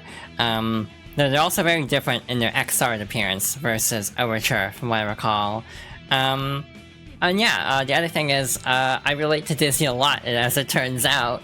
And this is part of the reason why, when I got back into Guilty Gear with Xrd, around the time the Strive was about to come out, I really connected with the character Dizzy because of her story, and that just kind of made me go down this rabbit hole of Guilty Gear more so than, you know, the overarching narrative in a way, just because, again, I tend to, like, really gravitate to characters, and that's what kind of hooks me into a story, and that's kind of the case here, too. So yeah, Dizzy is not a character I played back in the day, just again because her outfit is a bit garish in my opinion, but then actually like brushing up on the lore and everything, I just really connected with this character, and like the more I find out about this character, the more I realize, wow, I really do connect with this character, in a way that like this is why she is my favorite Guilty Gear character. So this is, again, why I wanted to do this playthrough of sorts of all the games with, like, main story games with Dizzy. And yeah, I'm also glad that Crow is not anywhere to be seen later on. Again, it's like, if like, some things were going to be left out because Daisuke didn't have any involvement in the story, but he wanted to incorporate, you know, some of the key points. It's like Crow not existing in this franchise past this point is definitely the right call. But yeah, it's just like, Dizzy's a character that means a lot to me at this point, just because I do connect with her a lot. Same reason I like Bridget so much is because I relate to her a lot. And that's often how I end up with favorite characters, is because I connect with them on like an emotional level, and that's also what just kind of motivates me to, like, you know, actually play them. You know, like Smash Bros, it was hard finding a main, believe it or not, because there wasn't really a character for a long time that I emotionally connected with on like a deep level. Yeah, it means Robokai actually gets to be like an interesting character. I'm really curious to see if Robokai shows up at all with Venom, or if they save him for, they're already teasing another season, so I think Robokai and Jam are on lock. They were like 1 and 2 in almost every region of the world in the last survey. But yeah, like distancing Robokai from Crow is also the right call. It's just like, Hatsune Miku invented Robokai is basically like how Xrd approaches this character. At least that's kind of my feeling with it. Yeah, just a character that means a lot to me, and because of that, I ended up trying to learn the character. And again, like Smash Bros is a case where I didn't really have a main because there wasn't anyone I emotionally connected with in the roster for a really long time. It took until actually Smash Ultimate, because you had like Pyra and Mithra, because I really like Xenoblade 2, and, you know, I really like those characters on, like, a story level, and that kind of helped me to get back into that game. As soon as they were announced, I downloaded the DLC. I don't think I even bought the Season Pass, because it's like, Sephiroth is cool, but I'm not, like, super into Final Fantasy VII. So yeah, it often takes connecting on an emotional level with a character. And again, Testament in Season 1 is another example where I really liked the direction they went with Testament. That got me more invested in, wanting to try Strive in the first place, I want to say. Though, when I played Like, I'm trying to remember the timeline if I had actually played Strive before Testament got added, like, or if I waited until after Season 1. I genuinely don't remember. But yeah, that is all of Dizzy's story modes in the X games. All routes, and the full route in the case of Path 1, because again, you can't actually skip the Chani fight by winning the Kai fight without a time over. So yeah, I think at this point, I would like to attempt, because we are not that far into the stream, we're only about an hour and 50 minutes in, I am going to attempt, keyword, attempt an arcade run as Dizzy. There's a chance this ends really badly. Again, I'm not confident in this whatsoever, but I want to give this a try, just because it's been a bit since I've done a full arcade playthrough. We have, what, 10 fights it looks like? Very interesting artwork style of this game, which is something that people kind of lament in later games, is that Daisuke did a lot more of the artwork in the older games, and now he kind of does more of like the key art, basically, but not really like a lot of the character portraits and stuff. I almost feel like Guilty Gear had a more unique look in a way back in this era, just because of like it having a very distinct art style, at least for the character portraits.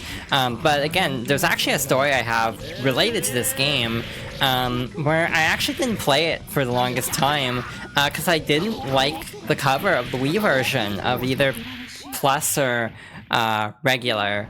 I don't remember which one. But ABBA's on the cover, and, you know, just having, like, ABBA as the cover character was enough to be like, I don't know how I would feel about this game. So I never actually played it. I see Nicole's back to thinking about Ghost Girls, which is, again, very on brand. Ghost Girls are pretty, in a lot of cases. I think about Undertale a lot in that regard, the whole, like, would you smooch a ghost? And it's like, yeah, of course. Like, why would the answer be anything else? I was just button mashing. I wasn't even trying, to be honest. Also, like, how are they floating? That's another question I just kind of thought of. Well, that went well for our first fight against Zappa. I want Zappa back. Just because I'd be really curious to see what the heck they do with him. Because, like, how would he play, in Strive? Because I think, the ghost is like Esco, which is obviously a reference to Sadako from The Ring. I want to say, like, she's not, like, controlling him the same way as in these games, like, he's more in control of this situation. Which almost feels like the general course of Guilty Gear lore, is that characters kind of, like, start out with some kind of, like, power that they can't quite control, and then they kind of learn to accept themselves. And again, that's like the recurring theme in Guilty Gear. It's like, there's almost like a recurring theme of acceptance with various characters, whether it's their powers or like some aspect of themselves that they're trying to reject and then have to kind of embrace in the end. So again, thematically, I think Guilty Gear is a very poignant series, despite how absolutely bonkers it can also be. So it's got a duality to it, and again, this is probably my favorite fighting game at the moment. I'm honestly not super into, like, Street Fighter, for example, and again, it's partly just there's no one I connect to on an emotional level. I don't really care about most characters in Street Fighter. Like, the most interested I am in the Street Fighter 5 character is Akira, and that's cheating, because she's a rival school's character. And, like, there's no one I'm super jazzed for out of Street Fighter 6's core roster. It's like, I sort of played Cammy for a little bit, just because, like, I don't know who else to play. I can't play Chun-Li. I'm bad at charge characters. So I tried Cammy and didn't have a whole lot of luck, to be honest. So, like, right now, it's kind of weird that there's a high possibility that the character I gravitate to most in the roster by the end of Season 2 is actually Mai, who, again, isn't a Street Fighter character. So again, a little bit awkward just fighting a main sometimes, because I tend to need to connect to a character on, like, a deep level, to want the, like, motivation to, like, grind out, like, movesets and stuff. So again, I don't know if that's like unusual or anything. There's also this move. I almost never use this move. If I can get it to activate, what is it? Is it back? Yeah, it's back. But if you can pop the bubble over a character, it actually deals extra damage. So kind of like a combo extender, but setting it up is such a headache that I almost never end up using it. So yeah, Dizzy is releasing in October, end of October for Strive, and it occurred to me actually, one question I have is who's gonna be her final boss? Because in at the start of the game, basically every character's arcade mode ends with Nagoriyuki. And then later on, they start adding extra characters. Wow, I am getting destroyed here. They started adding extra characters, so like with Bridget, her final boss is Kai. I'm pretty sure someone has Testament as the final boss. I want to say Elfelt has Faust. And each character gets like special like level 9 versions to fight against if you actually get to that point of like beating every round without like losing once.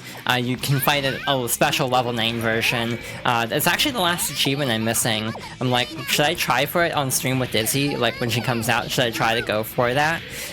Cause that could take hours, to be honest. And even multiple streams, depending on how much I want to do in a day. Yeah, it could be Kai, because that makes sense from the perspective of, you know, couple.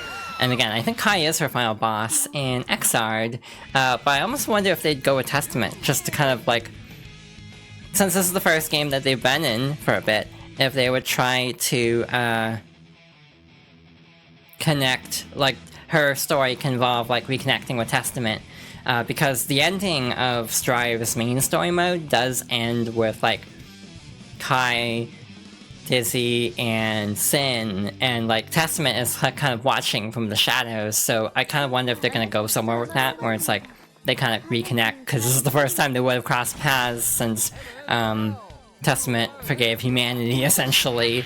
So yeah, I kind of hope they do something with that, personally. If not, that's fine. But yeah, very curious to see what they do with her moveset too. There's also a weird Easter egg on this stage in particular where the guy in the background can actually be painting an alien, and bizarrely enough, it's actually an achievement. It's really annoying because it's got a low chance of actually happening, so you have to just reload the stage every time.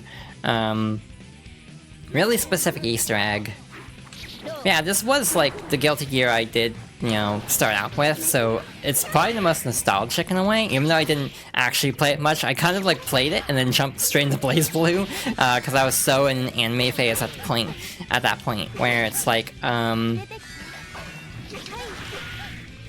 to describe it? It's like, I was so into anime that I just immediately gravitated more towards, the aesthetic of BlazBlue, even though nowadays, well, partly because BlazBlue is essentially, you know, dormant as a franchise, but I have definitely warmed up more and ended up gravitating back to Guilty Gear with Strive, partly all the hype. But again, if any character would be to come back, that was a weird way to put it. If any character would come back, I definitely do think Jam and RoboKai have very good odds, but also I, again, would like to see Zappa just to see what the heck they do with his moveset. Or story for that matter, because again, there's not a ton of story. That is one issue people have with Strive, is like in Exart, the arcade modes act as like individual story modes for every character, and that's the case for some but not others, in a way that's like kind of frustrating. Some characters get a lot more development than others, which can be a little bit frustrating if like your favorite doesn't get much. Like again, Johnny doesn't get much character growth, or at least the Johnny and May storyline doesn't get much like change from the status quo in Johnny's storyline, to the point where it just kind of frustrated people. I remember at the time. Also, I'm realizing that I can talk very fast when I want to. I don't know how understandable I am at the moment, because I'm just kind of like rambling. I did try to enable like a captions, like an AI, like no cloud-based like Google captioning service thing that's highly recommended for like voice detection and like live captions. I have no clue if it's doing a good job or not, to be honest, because I'm like talking so fast at this point. Again, this is how I get with series I care like really strongly about, is I can just kind of go a mile a minute and talk about them in a way. And again, I don't even remember what I was just talking about because of this slight tangent just now. But also, hi. I do hope everyone is having a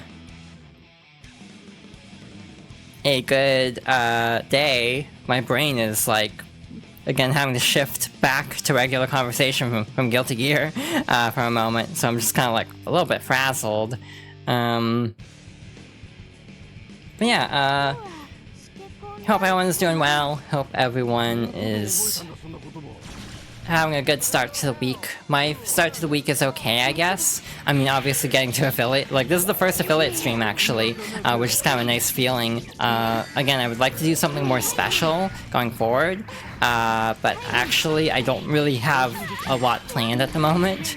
I definitely need to finalize some plans to do like a special thing. Maybe like invite friends to CoCom and do like a special stream for a bit. Need to ask around, because like the new Mario Party's out soon, so maybe I could make that a special stream. But I don't know who all is picking that up. Also, I was not looking at the screen, so I just got a pot shot there. Yeah, like, I thought about doing like more multiplayer stuff for like a special affiliate celebration. Again, I hope ads also aren't too annoying, because again, I actually don't know how bad it is. I admittedly have not noticed, because I've been so focused on the game, and this is a game, both of these are games where it's like really hard to tap out without causing problems, like the audio stopping. So unfortunately, if anything has happened, I totally have missed it. That went surprisingly okay so far. We should be getting close. Aw. I'm glad, Esper.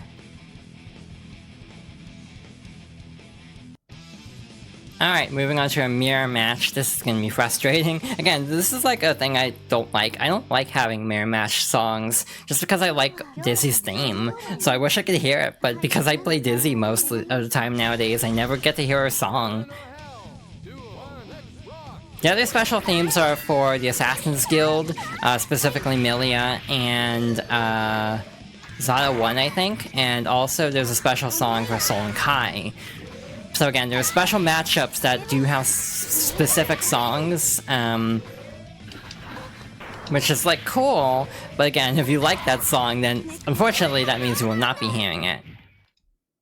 So yeah, I did talk about the different versions. Again, X to the Midnight Carnival was number 1, then Reload, then Slash, but again, that was Japan only. And then there's basically like a total revision to the point of actually justifying renaming it again. Accent Core and then Accent Core Plus. Again, I think both of those would have been Wii and PS2, and maybe PSP. And then also finally Guilty Gear Accent Core Plus, or XX Accent Core Plus R, which is like the current version, and again, the one I'd recommend because it has rollback. Though, honestly, I don't know how much I'd play this game online with, like, ranked modes, because I have a feeling what would happen is I'd jump in, get destroyed, and then lose interest. But basically, I almost want to say something about that Win quote about Dizzy causing political problems by being alive, and it's like, I don't know how I feel about that, to be honest.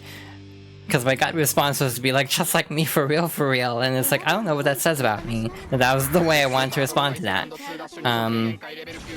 Also, Robokai's song is amazing. This is part of the reason why I want him in Strive. Like, would he get his own theme, or would they try to do the same thing as in the old games and try to give, like, a bad version of Roar of the Spark? Like, I almost want to hear that, to be honest, because again, in the older games, he basically has, like, a really distorted, messed up version of Kai's main theme, so I think it would be really fascinating if they tried that again.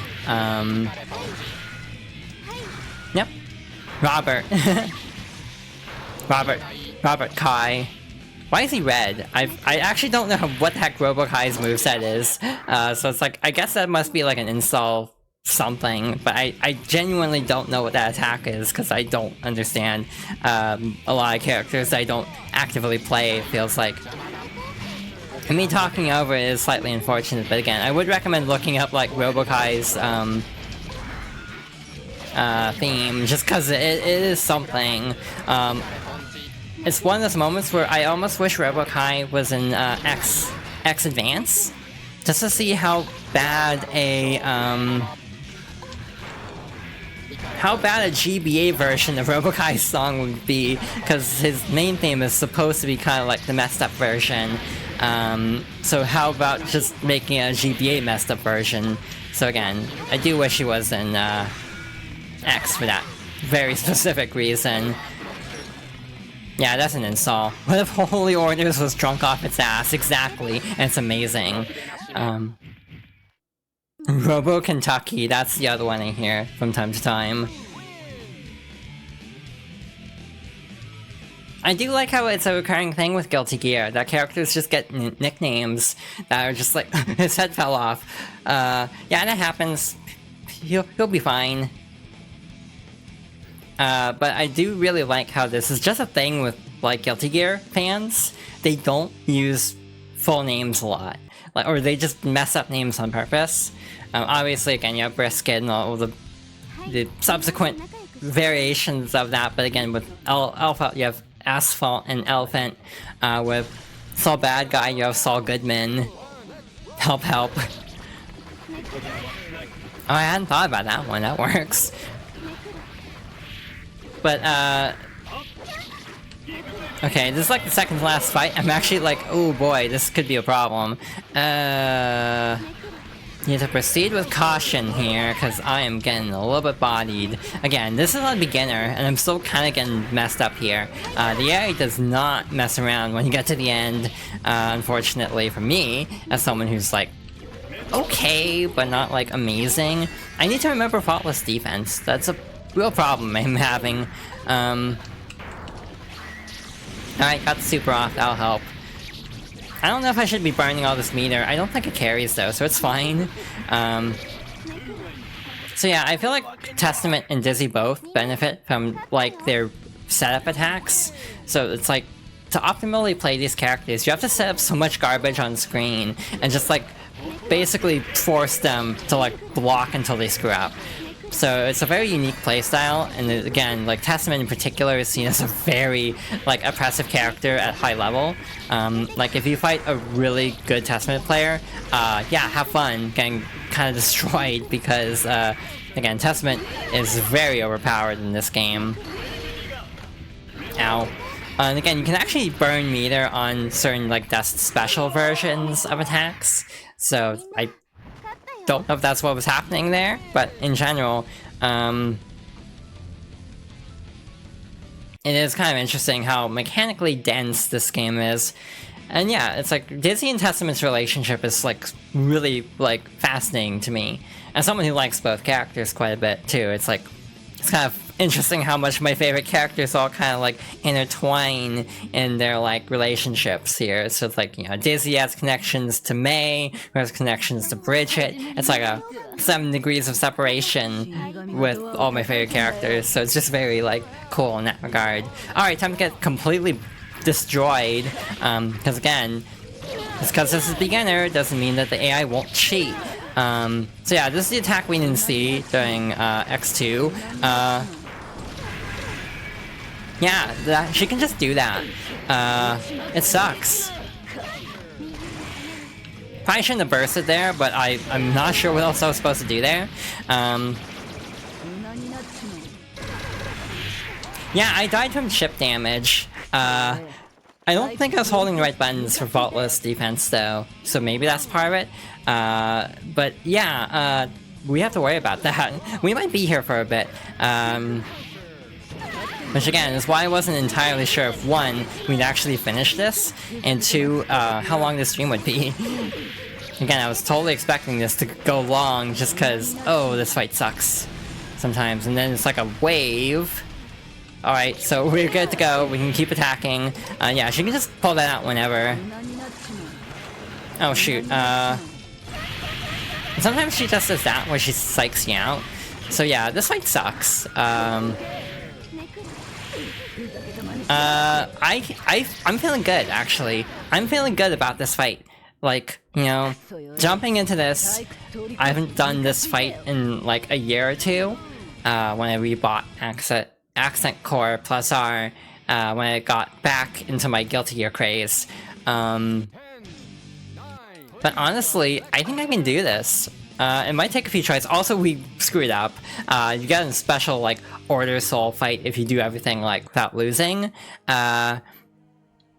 Also, you have to do, like, end, like, half of the fights with an overdrive or something, which we also didn't do, so we wouldn't fight Order Soul anyway. But that's something I also need to do on my own times at some point. But yeah, this is on beginner, just to reiterate. Yeah, this is still beginner, and like, Ino's this oppressive, in boss form. So yeah, I need to be aware of the mix-up. Basically, that's the thing that threw me off. If I had, like, dodged that, second, I think the attack is, like, Megalomania or something, or at least that might be the Strive version of it. And that, actually, no, that's her other super. She gets, like, 2 special supers. So it's like, they want to make, like, a really impressive boss fight, and they can if they want to. It's like, everyone talks about SNK bosses, but a lot of, like, Guilty Gear fights are, like, really bad, too. Obviously, you have, like, Nago is the other big example. Oh, that went down. Also, I think I'll need to turn a light on soon. I don't know how well the VTuber is gonna be tracking, because, like, the sun's going down. So if you notice, like, Blink's not responding anymore, that's because there's no, like, sunlight. Oh yeah, I tabbed out of the game because I was checking, like, the camera, so that was on me. So yeah, we'll keep trying this fight for a bit. Again, I have stamina to go for a while. Okay, yeah, I was like, maybe I should test Faultless Defense. Like, actually figure out the command for it. That could help. But again, I'm not playing, like, aggressive enough as Dizzy. Oh, yeah, I'm trying to figure out, I think it's, like, specific buttons, but, oh boy, this is the full screen one. Yeah, no, that hurts. See, we're almost, like, 1 round in. It's like, I need to not speak. I need to not open my mouth when I'm doing well. Like, oh yeah, we almost have a round. It's like, yeah, and she's gonna make sure I don't. Okay, so, note to self, don't say I'm doing well, because I'm apparently prone to jinxing. Alright. Again, I figured this would take a few tries. Again, I could have sworn she could actually do that in X2, for the boss at the end of Dizzy's story, but she didn't, so again, that might just be a beginner thing, which, again, if that's the case, that makes it a lot nicer, in terms of actually not completely getting walled, and, you know, having to do the entire story mode from losing that one fight, not on purpose. Oh boy, oh shoot, I ran into it. That was just me being presumptuous. Now we're kind of just screwed for the rest of the fight. Case in point. Also, that does like 40%. Like, that's just a rude attack. Also, by the way, speaking of that win animation, this game is actually unique. It has multiple ratings. Certain versions of this game are T, others are M. And it's like, just generally speculated it's because of Ino's, like, win animation where she takes her shirt off. Though I almost feel like Dizzy's second ending, which was the first one we saw today, that one also might be part of the M rating, to be honest. Oh, that was a whiff, okay. As long as she doesn't do the full screen, we might be able to pull this back. Yeah, basically. It's one of those cases where it's like gore in games, you can sometimes get away with that and get a T rating, but then, yeah, showing like breasts, then that's a no. Too far. Okay, we got 1 round. So I'm feeling okay, at least from the perspective of being able to actually, like, win this fight, and not just being walled here for the next 2 hours. It's like, you know, we technically did okay. Just the full screen is the one I'm, like, really unsure of what to do with. I need to punch more, I need to kick more, that's my problem, because, like, I almost feel like Ino's a character you have to, like, poke at. And, like, also, what's the word I'm looking for? Hit confirm. Like, I'm not doing enough confirms. So I'm kind of just going straight into attacks with a lot of, like, startup and taking damage because of that. Ow. Oh, that was almost cool. Alright. Staggered, so we can actually almost set something up. Oh, that was bad. Burst. Bait. Oh boy. I don't know if we can survive this even with faultless defense. We're barely alive. We need to play very carefully. Oh, this'll kill regardless, I think. Yeah, we didn't have enough health to survive that, unfortunately. But again, we got 1 round, which means we can do this. It'll just take a little bit. Oh, that was round 2. I thought that was round... Or, I thought that was round 2. That was actually round 3. So I was not doing as well as I thought. Rounds kind of run together after a bit. I don't know if that means with the X disappearing over the tension gauges. To be honest, I actually don't know what that signifies.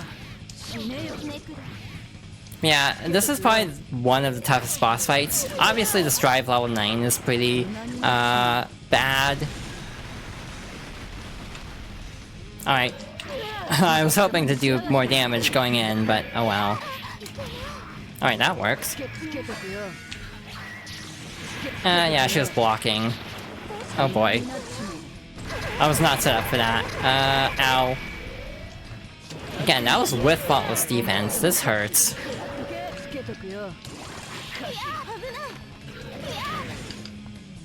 I'm surprised they haven't done a boss version of Ino in Strive, just to call back to this garbage.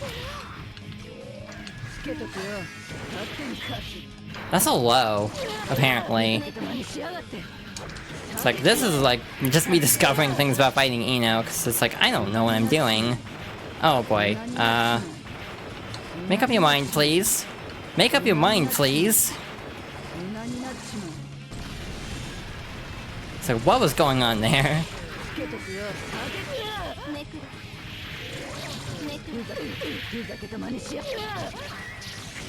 How the hell did we win that? I have no idea. No clue, but I'll take it. Ow, ow, I was not ready, I looked down. Ow, ow, ow. Do I have infinite burst? Like, infinite tension?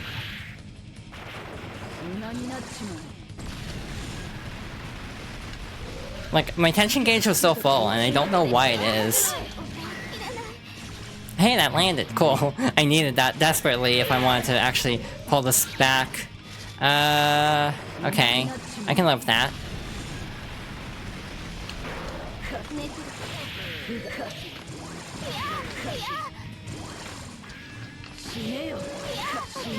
Oh, we were doing okay.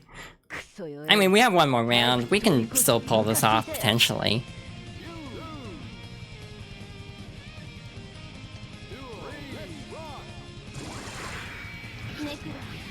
I need to do this more. I need to do, like, the square moves.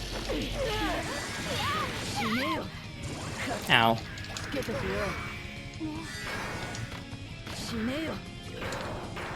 Ino is a cool character, though. Like, right now I'm not feeling super great about her, but, you know, in general, she is a very cool character.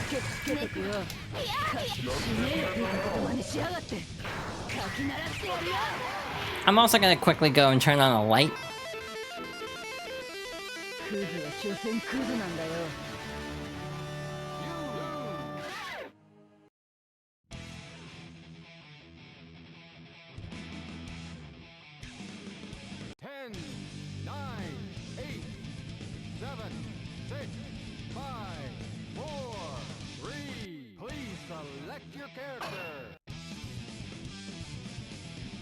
I was muted also. I almost didn't get back in time for the round start, which would have been a problem. Yeah, Yuna is a cool boss. Again, she's basically like a time traveler, and again, she has a whole connection with the other time traveler in the series, Axel. So yeah, just very fascinating. Again, a lot of it's down to characters for me. Like, Guilty Gear just has so many cool characters. Ow. You know, actually with Faultless Defense, that isn't actually that bad. Just like this? Okay. Okay, I think that's too slow. We should use other options. Yeah, I definitely need to poke more. I'm definitely, like, just... What is happening? Like, I don't know what happened there. Oh boy. Okay, we're alive. I think she was just, like, cycling Faultless Defense so fast it was, like, distorting or something.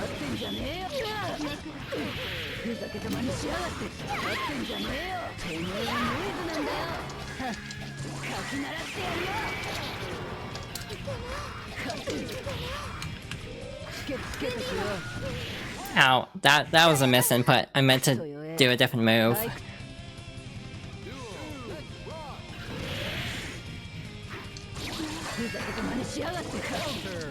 Ow. It's also weird just having like a normal voicing counter instead of like the really over-dramatic counters in modern Guilty Gear.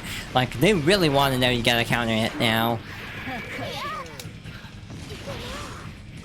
Also, this controller's good. This is like the most I've tried it out. I'm currently using an 8-bit though, M30, and it's actually doing a pretty good job. It's a 6-button controller, which is nice. It's basically like a Genesis style. And yeah, it's actually really nice for this game. I'm actually not even using... It has shoulder buttons too. I'm not even using like the 6-button layout. I just like using it for the D-pad more than anything. This is bad. Very bad. That's not the move I wanted to do. She blocked it. And baited. Cool. Again, would you believe if I said this is still going better than I expected it to? Because it kind of is. I didn't expect to get this close, like, within the first few attempts. Even though we are still getting kind of beat up here. But again, relatively speaking, I think I am actually making pretty good, like, progress in figuring out this fight. Again, this is one of the harder, like, bosses, even on beginner. Again, Strive's difficulty system is a whole other, like, mess, to be honest. It's kind of confusing. Yeah, this is actually forcing me to engage with the mechanics, so it's doing its job. Because I'm definitely having to, like... Okay, that was totally by accident. I did not mean to do that. Yeah, having to use Faultless Defense, and, like, yeah, actually use Punch and Kick more, because they're fast attacks like that. You can deal damage, it's just a matter of, like, overextending and potentially... I think sometimes if you attack her mid-attack, she can actually, basically start really attacking. Like, if you try to interrupt her, she will counter that, so you have to be real careful. And yeah, I've played my fair share of fighting game bosses that are really oppressive. Again, this is technically not one of, like, the really infamous ones. This one's seen as relatively easy, and that's kind of alarming, I think. It's like, this isn't like an SNK boss, which... That's a whole other level of cruelty there in terms of boss design. Speaking of which, Capcom vs SNK is coming out next year, and I'm actually excited to try that, just because I've heard, like, a lot of good things about those games. Okay, figuring out that, like, blade attack, I don't even know what her moves are called, is a low, is definitely helping.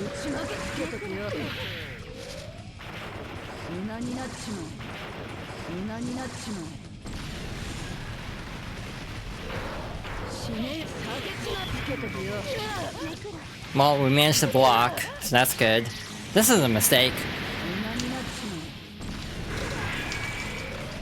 I did not pay for my insolence as much as I thought I would, to be blunt.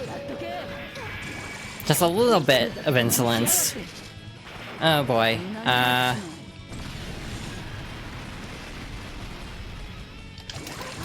Okay, that did not go the way I thought it would.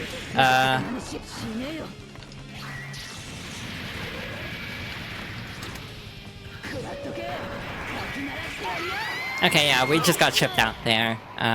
Now we have no resources, so that's actually a problem. We can't burst.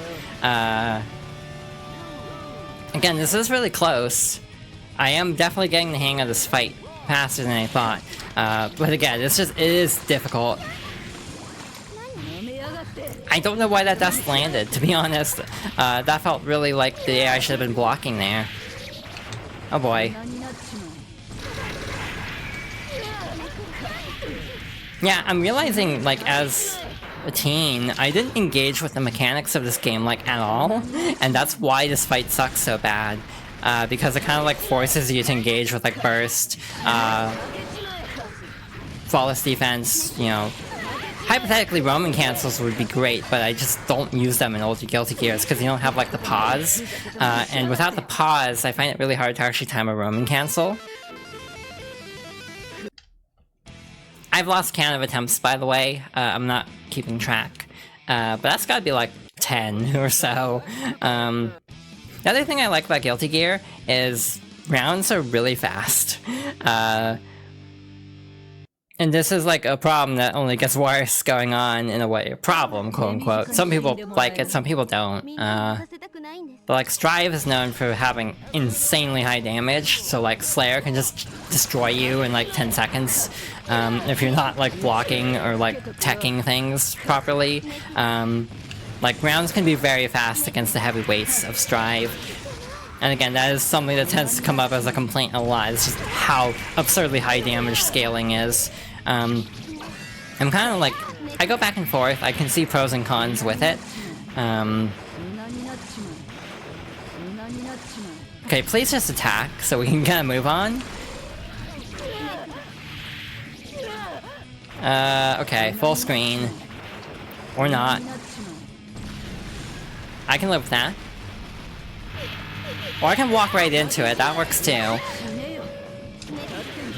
That was just me throwing away that, because we were doing okay, and then I screwed up at the end. I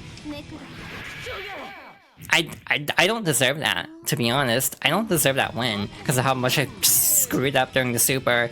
That is completely unearned, in a way, because I should have totally lost that, just because of how badly I approached that situation.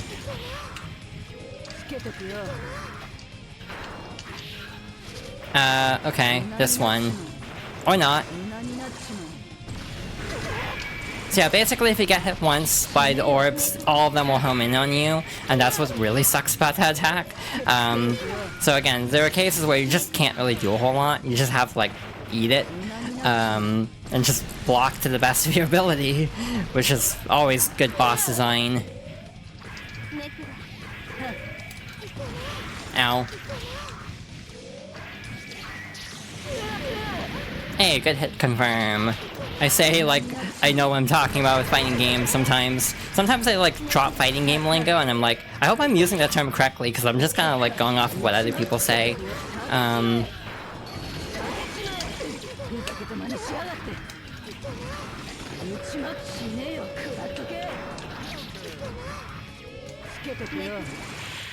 I got really quiet at the end because I'm like, okay, we're actually doing okay. I don't want to botch it at the end. So what was that? Like...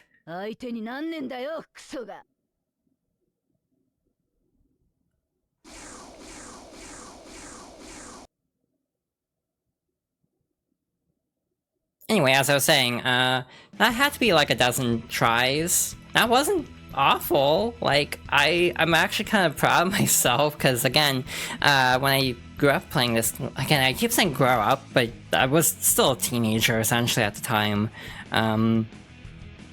But I struggled a lot with this fight, to the point where even when I jumped back into Guilty Gear, I was like, how did teenage me beat this fight? Because I just got completely walled on it. But it felt really good, actually, doing that. legit too, because normally what would happen is when I got back into Guilty Gear in recent years, again, it was like early pandemic, I want to say, and I was like, okay, everyone's hyping up Strive, I want to just sit down and learn Strive or a Guilty Gear, like Accent Core is cheap, XR's cheap, I'm gonna pick up those games and get good at them again. And then basically I would try out Dizzy, because again, I really connected with her story, and then get completely bodied at the end. So I'd switch characters to like Soul or Order Soul, and then finish arcade runs that way. So I think this is the first time I've ever finished an arcade run as Dizzy, because of just how much I used to struggle with this character. And this is also another reason why I wanted to do this little like retrospective marathon thingy, is to actually figure out the character of Dizzy and how she plays in order to actually better understand whenever they announce her Strive moveset. They still haven't at the time of this stream. I want to be able to actually look at it and see the differences, because I've never really been able to do that with Guilty Gear, because I've always just kind of BS'd my way through with certain characters like Jam or Soul or Kai, that you can just kind of spam moves more to actually win, in my opinion.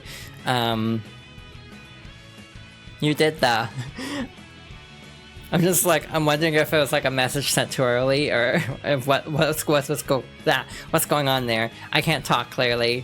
Aw, those are cute emotes. Yeah, that had to be primes. I had to check though. But yeah, thank you.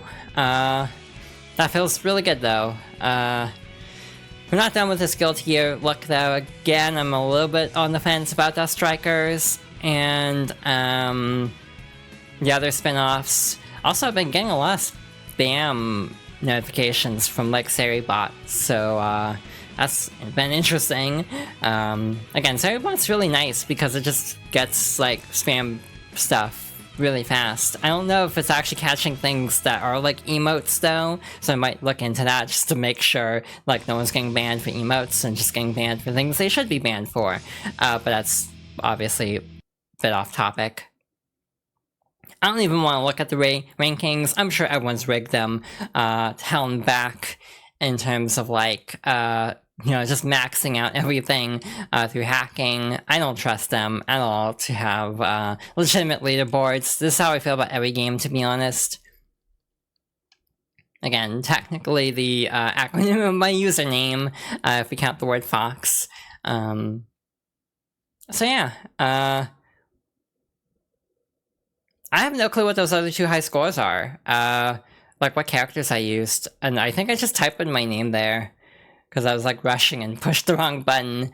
But now I'm actually curious. I'm assuming it's like Jam. There's one with Potemkin, which is interesting. I think I was playing like a very specific like mode for that, or like trying to get like an achievement, and that's why there's like a high score for Potemkin and Johnny specifically, because they were like the most broken for like the extra modes that you can unlock. But I haven't really dabbled in the other characters too much. And I was looping. Oh wait, this is the metal mode. We might try that out a little bit. Again, it's only 2.5 hours. I thought it'd be the full 3 hours because of Eno alone dragging out the stream a bit. So I'm actually really happy with not getting totally walled on the end there. Yeah, the M.O.M mode is interesting, so we'll check it out a little bit.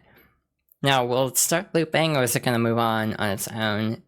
Oh, this is versus rate. This is like interesting. Very thorough stats here. But yeah, again, that went really smoothly, so let's mess around a little bit more. Again, a little bit longer. Again, you actually do a rollback now. Again, I'm sure the only people playing this game are going to be really good at the game, and I'll get completely massacred if I jump into network, so we will not be doing that. But we do have the M.O.M mode, which I didn't show off in X2, so let's check it out a little bit here. I like how we just got Dizzy versus Dizzy right away.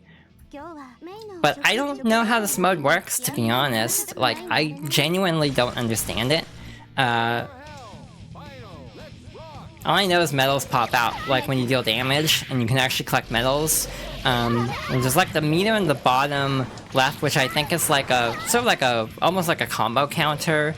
So, like, you have to keep a counter, or, like, combo up, basically. But again, oh, yeah, you get bigger medals if you can actually maintain a combo longer. So that's kind of the gimmick there.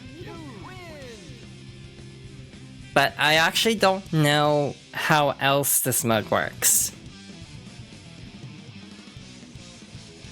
In a way, it's almost like a survival mode. Also, Bridget's theme is really good. I feel like there's one part of the song that reminds me of another song. I'm trying to remember what song it is. Also saying like, oh, this character's theme is good, and the Guilty Gear is like...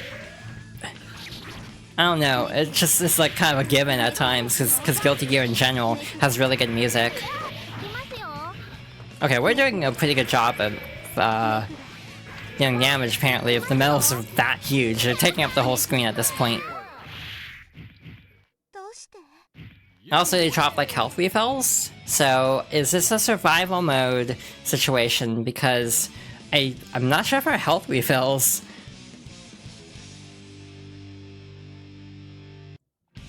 Yeah, our health doesn't actually refill, which is not great. Not my favorite thing in the world. Ow. And she's an interesting character because I have no clue how to play as him or really fight him very efficiently. Again, another character who I think was absent in Xrd. And again, it's like, I really do like how they brought back a lot of characters who have been absent for a little bit. Again, this game almost feels like the quintessential of the 2D era of Guilty Gear by just having everybody, and again, through various means, even having like Justice and Cliff Anderson, who at this point are actually some of the only fighting game characters who stay dead, because so many of them have come back at this point. Again, like everyone's making fun of Heihachi in Tekken right now because of just how big of a deal they made it that he died in Tekken 7, and he's back in 8. So yeah, it's like, I actually wonder if they would try bringing Justice back in a Guilty Gear, and how so? Like, would there be a lore reason, or just a we want as many characters as possible reason? Cliff Weiss Anderson. Oh yeah, and the other thing about Cliff Anderson is he's basically Testament's, like, father figure. I can't remember if he's their actual father, or, like, just, like, a father figure, though, to be honest. Again, I tend to, like, really absorb and like hyperfixate on the Guilty Gear lore of the characters I'm like super invested in, and there's a lot of stuff that's like tertiary or like secondary to some of the characters I really like. That's like, I think this is the case, but I'm also not gonna claim I'm an expert on the specifics of this. Venom is also a very cool character, and again, I would almost consider doing this again. It unfortunately would be the exact same games, because Venom is also introduced in X, so it'd be like the same thing. And again, I almost wish if I had started streaming, you know, a lot sooner than I actually did. It would have been almost fun to do this with like every DLC character when applicable, though like Sin would only be Overture and Xrd. So that would be a really short marathon. I am almost dead. I never really paid attention to my health that entire round.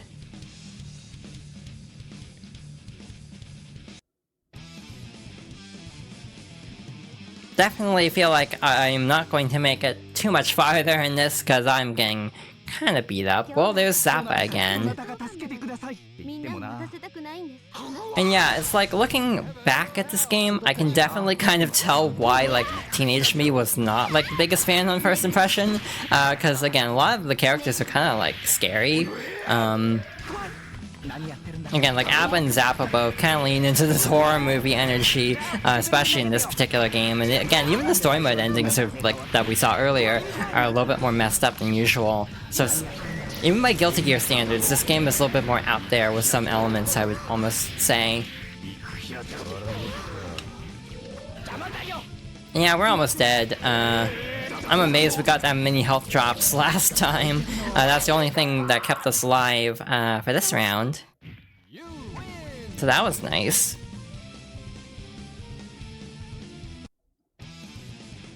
Might as well see how far we can get here. I don't know if there's a survival mode also. That'd be something else to look into. Such a visceral scream, yeah. But honestly, I think Dizzy's jellyfish pirate uniform is actually super underrated. It's actually pretty cute. Like, not gonna lie, I almost like it more than her regular outfit in these older games, personally speaking.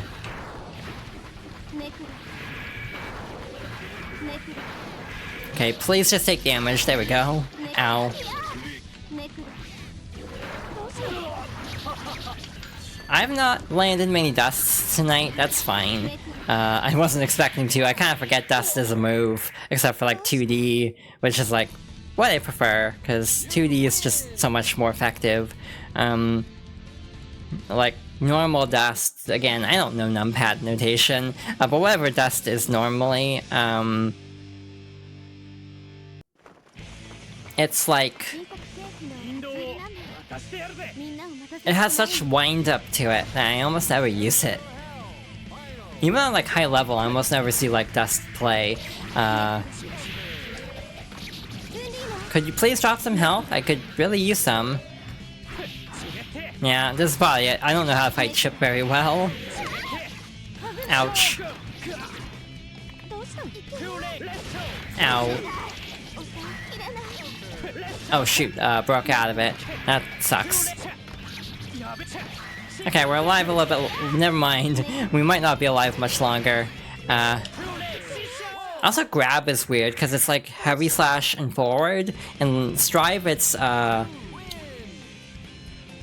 dust and forward, and I actually like that better because sometimes I whiff grabs without meaning to even grab because of just dust, and dust is a harder button to misinput than heavy slash. May's theme is also one of my favorites. Was it Blue Water? Something Sky? I forget the actual names of songs sometimes. But yeah, May's theme is honestly one of my favorites. I even like her Strive theme a lot. Even though it's kind of messed up if you actually think about the lyrics. Blue Water, Blue Sky. I was trying to remember if blue was like twice, or if it was something else. Oh well, there goes our run. Made it farther than I expected, with like not regenerating health. Cool game over screen, by the way. I didn't mention it after arcade mode.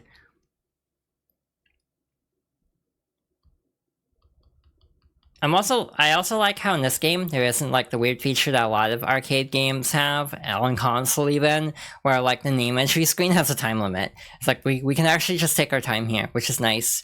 Again, I never understood why sometimes like even arcade versions will just always have like time limits going down, and it's like, oh my god, I can't find the letter, and there's like 5 seconds left. Hey, definitely, wait, that's arcade, and this is just going through all the stuff we already saw. Team, there's a survival mode, it's just, you know, last as long as you can. Gallery, might as well go over this. Also, there's the gallery next to that obviously has the stuff specific to that game, but not necessarily the stuff in this one. All the credits there. But yeah, there's a mission mode also. You can unlock a lot of illustrations for this too. Yeah, it's like way too many actually, and like even with downloading a file off like Steam forums, this still doesn't have everything, because you have to do like mission mode with every character. It's like kind of absurd. EX character. So yeah, they have a lot of guest artists for these, which is kind of nice. Does this count as Toxic Yaoi? I think it would. Let's see. Might as well just go through some of these because I'm curious. I don't recognize a lot of the artist names, unfortunately. That is like a powerful image right there. Dang. I don't know if I've ever looked at these. Okay, also a very powerful image. This is not what I expected for Faust in this gallery. She has cat ears for some reason. There's Eddie, again, specifically Eddie in this one, not Zada 1. I literally can't tell you why he's back to being Zada 1 later on, because I don't know that part of the lore. Soul's bad with directions, apparently. Milia's very gender, though she always kind of is. He's looking very anime. Also, like, what is happening in this one? Like, a lot of these are just very extra.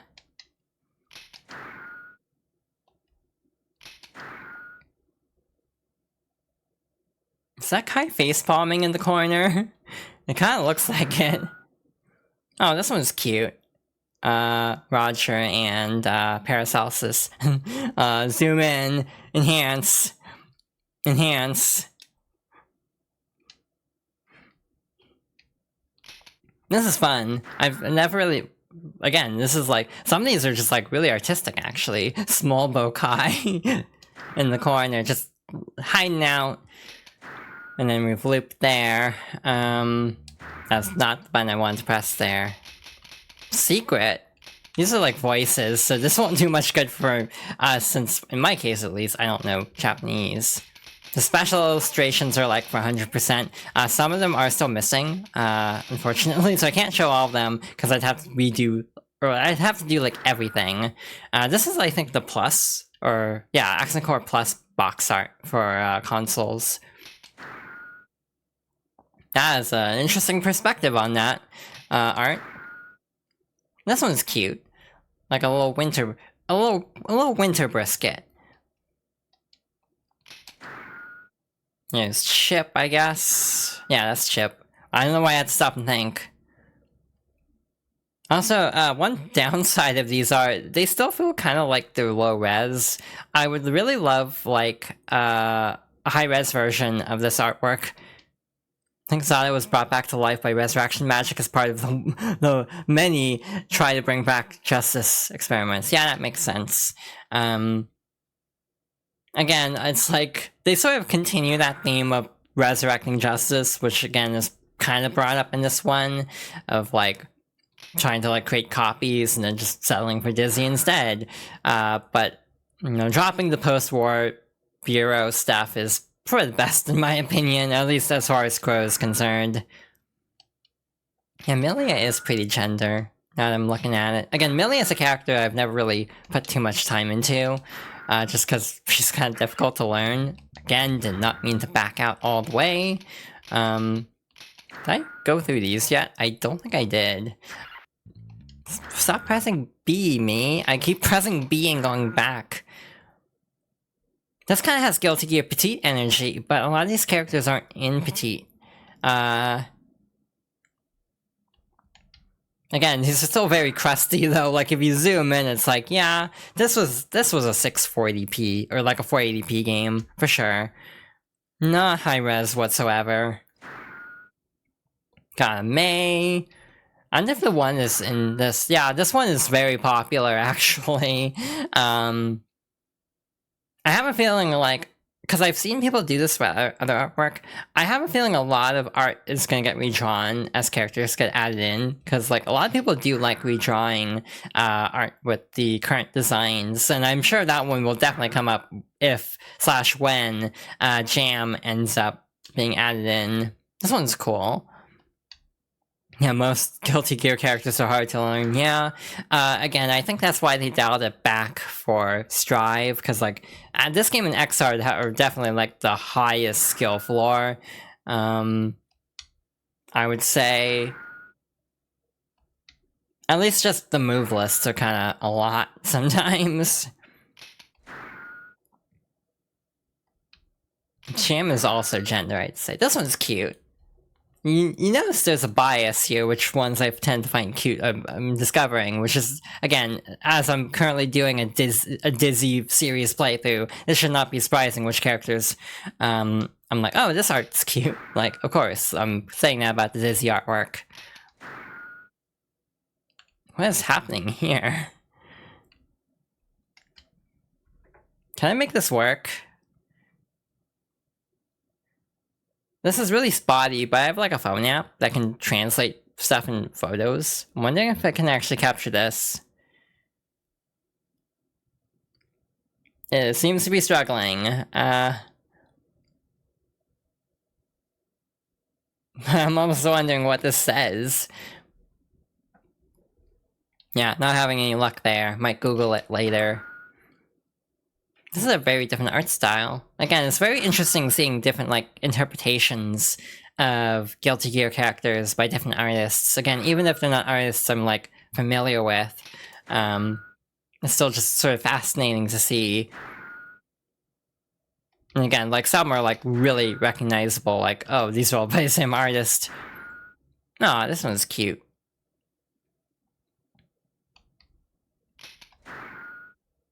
Also, I feel like Roger's a very interesting character. Like, Roger's kind of, like, underrated in terms of Guilty Gear lore, oddly enough, just because of, like... It's like a teddy bear, like, possessed by a spirit of an ancient warrior or something? Or something along those lines. So again, Guilty Gear lore goes places.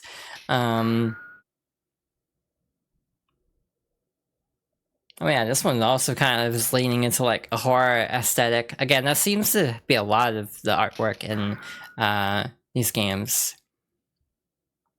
Damn, interesting perspective on this one. The like foreshortening is really fascinating on this one.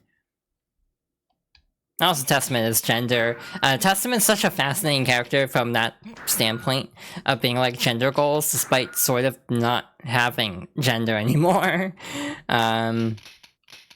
Gender and being like non-binary / agender. Kay, I think, has done a lot of like Project Diva artwork, I think. Because this definitely looks like the Project Diva like PSP art style. I want to say that's correct. If I'm misremembering, that's fine too. You have all the arcade mode endings, which obviously are like more like, you know, on brand or like... Not on brand, what's the word I'm looking for? Like, on model, I guess, in terms of, like, you know, just being a consistent art style, essentially. Wow, Potemkin really is tall compared to everybody else.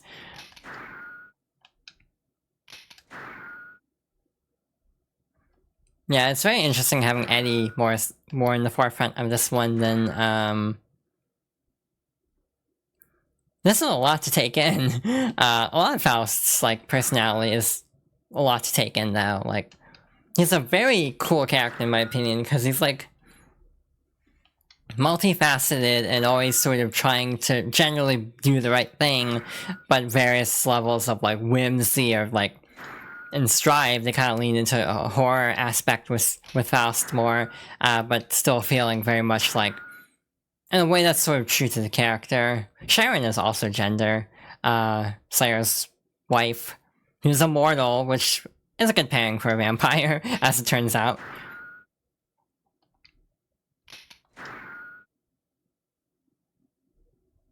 Yeah, some of these are like, the perspective is fascinating, though with Zappa, of course it makes sense, because of how, like, contorted he always is, that the angle of this one is just gonna be really wild. I also don't understand the cats, though. Again, not familiar with Zappa's lore. Got a brisket. Still being a bounty hunter. What's with the tiny Robokais? It's like they turned Robokai into a marketable plushie or something. It's like... interesting. Again, a lot of these artworks are just like, huh... Like, as someone who's not as familiar with certain characters, like, what is going on here? Kind of a thing. Oh wow, Young Cliff. That's like... I don't think I've ever seen this art before, to be honest.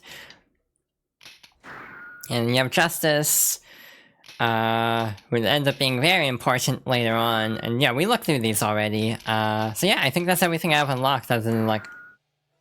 It says Secret Voice, but these are actually just pictures. So I guess we should go through these.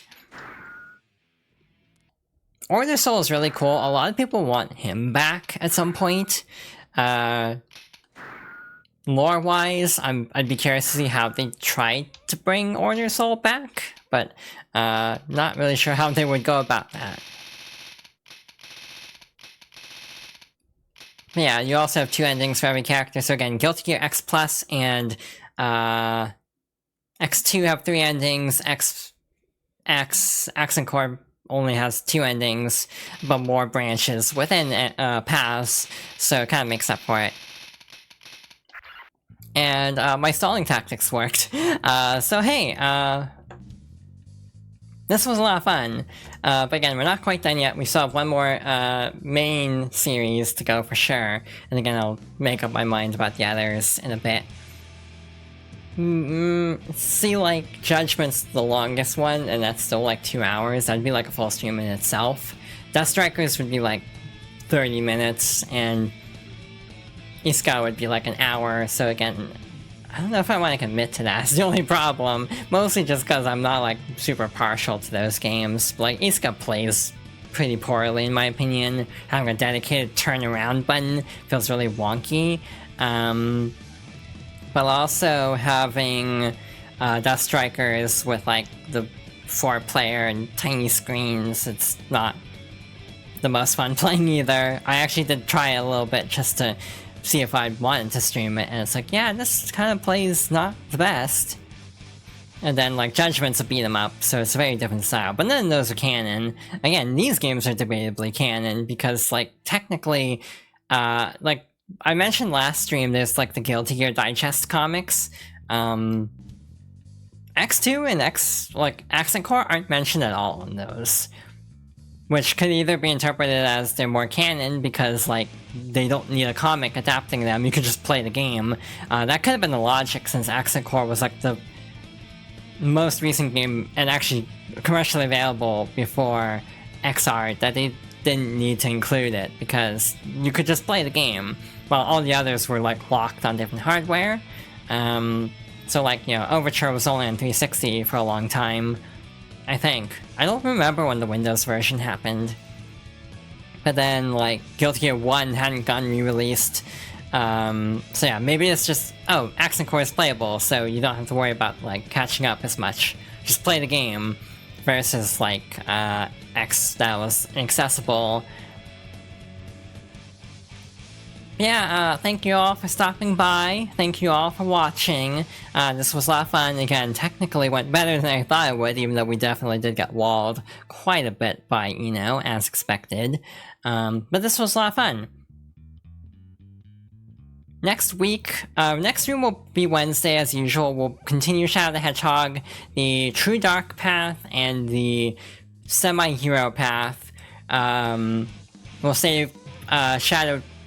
some things for the last stream, the most famous line, but we will get that damn 4th Chaos Emerald next time, or at least one of the 2 times that we have to get the damn 4th Chaos Emerald. Yeah, we actually get to hear that line twice because we have to do that mission twice. I did play it on my own time. I did skip Westopolis and the computer level. And just skip straight to like the Haunted Castle because it's the same missions, but I did play those 2 off screen, so we're ready to go. I also captured the other endings, and I'll show them at like before the last story, just to show the cutscenes that we're missing out by not doing 10 playthroughs and only doing 5 playthroughs, as if that's like a small number.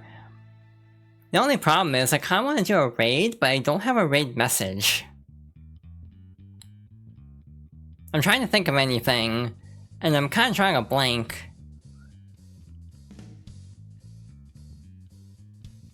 Genuinely trying to think, and like, nothing's coming to mind. But yeah, thank you all for the support. Again, thank you Hatsune Miku created Robo-Kai. I like that. Let's go with that. Completely out of context, but that's the kind of the beauty of raid messages. Yeah, thanks everyone for stopping by. Thanks for all the support, follows. I can actually say subs now because of hitting affiliate. And lurking even, and just hanging out. This was a lot of fun. Definitely a very fun game. Again, the story mode is, it goes places, but I still like Accent Core quite a bit. Definitely the one I feel most nostalgic for. I also don't know what the heck happened with ads, because I kind of wasn't paying attention to the ad manager at all, because I couldn't really tab out very easily, so I hope the ads weren't too bad. I'm trying to think of anything else to say. I should have... I also keep forgetting to mention, like, oh yeah, I have a Twitter and Blue Sky and post about streams there. But, like, I kind of don't post about anything else right now. I'm just retweeting a lot of Disney art, if I'm being honest, on Twitter at least. Or on Blue Sky when I see it.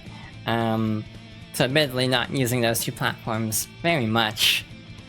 Beyond, like, stream promo. And I do have a YouTube channel, a main channel, and a VOD channel. You can find the links in the description below. Or, I think I do have, like, commands for those, but I don't remember what the commands are set up to be. But, like, trimmed down versions of the Guilty Gear streams, like, to hone in on each game, are going to be going up as their own, like, little highlights, but also cutting out all the, like, duplicate fights and stuff like that. And, like, the fight will be considerably chopped down, because I don't have to show the failed attempts. I'm curious to see what the time differential is between, like, the full cut and just keeping, like, the successful parts. Yeah, thank you for watching. Thank you for stopping by as always. If you have a guess of who we are going to raid, you're probably correct. Let's go raid Proton John as usual. It says a lot that I went so long as for this to even be an option, I think. Wow, the raid manager is confusing. I swear everything on this website gets more and more difficult to navigate as the passage of time marches on. Now we'll do a raid. Again, raid message of Hatsune Miku created Robo-Kai, which is, again, extremely funny to me for some reason. Yeah, thank you all for stopping by. We'll continue this Guilty Gear retrospective next Monday, at least with Xrd Rev 2 and Dizzy's, like, story mode, and probably the challenges, as many as I can do. I don't promise doing all the challenges, because I'm not that good at Xrd, and I also need to remember how to play this dang game. I'm also tempted to show at least one part of the story mode that's really fun. But yeah, I'll wait and see. Yeah, thank you all so much, and I'll see you later.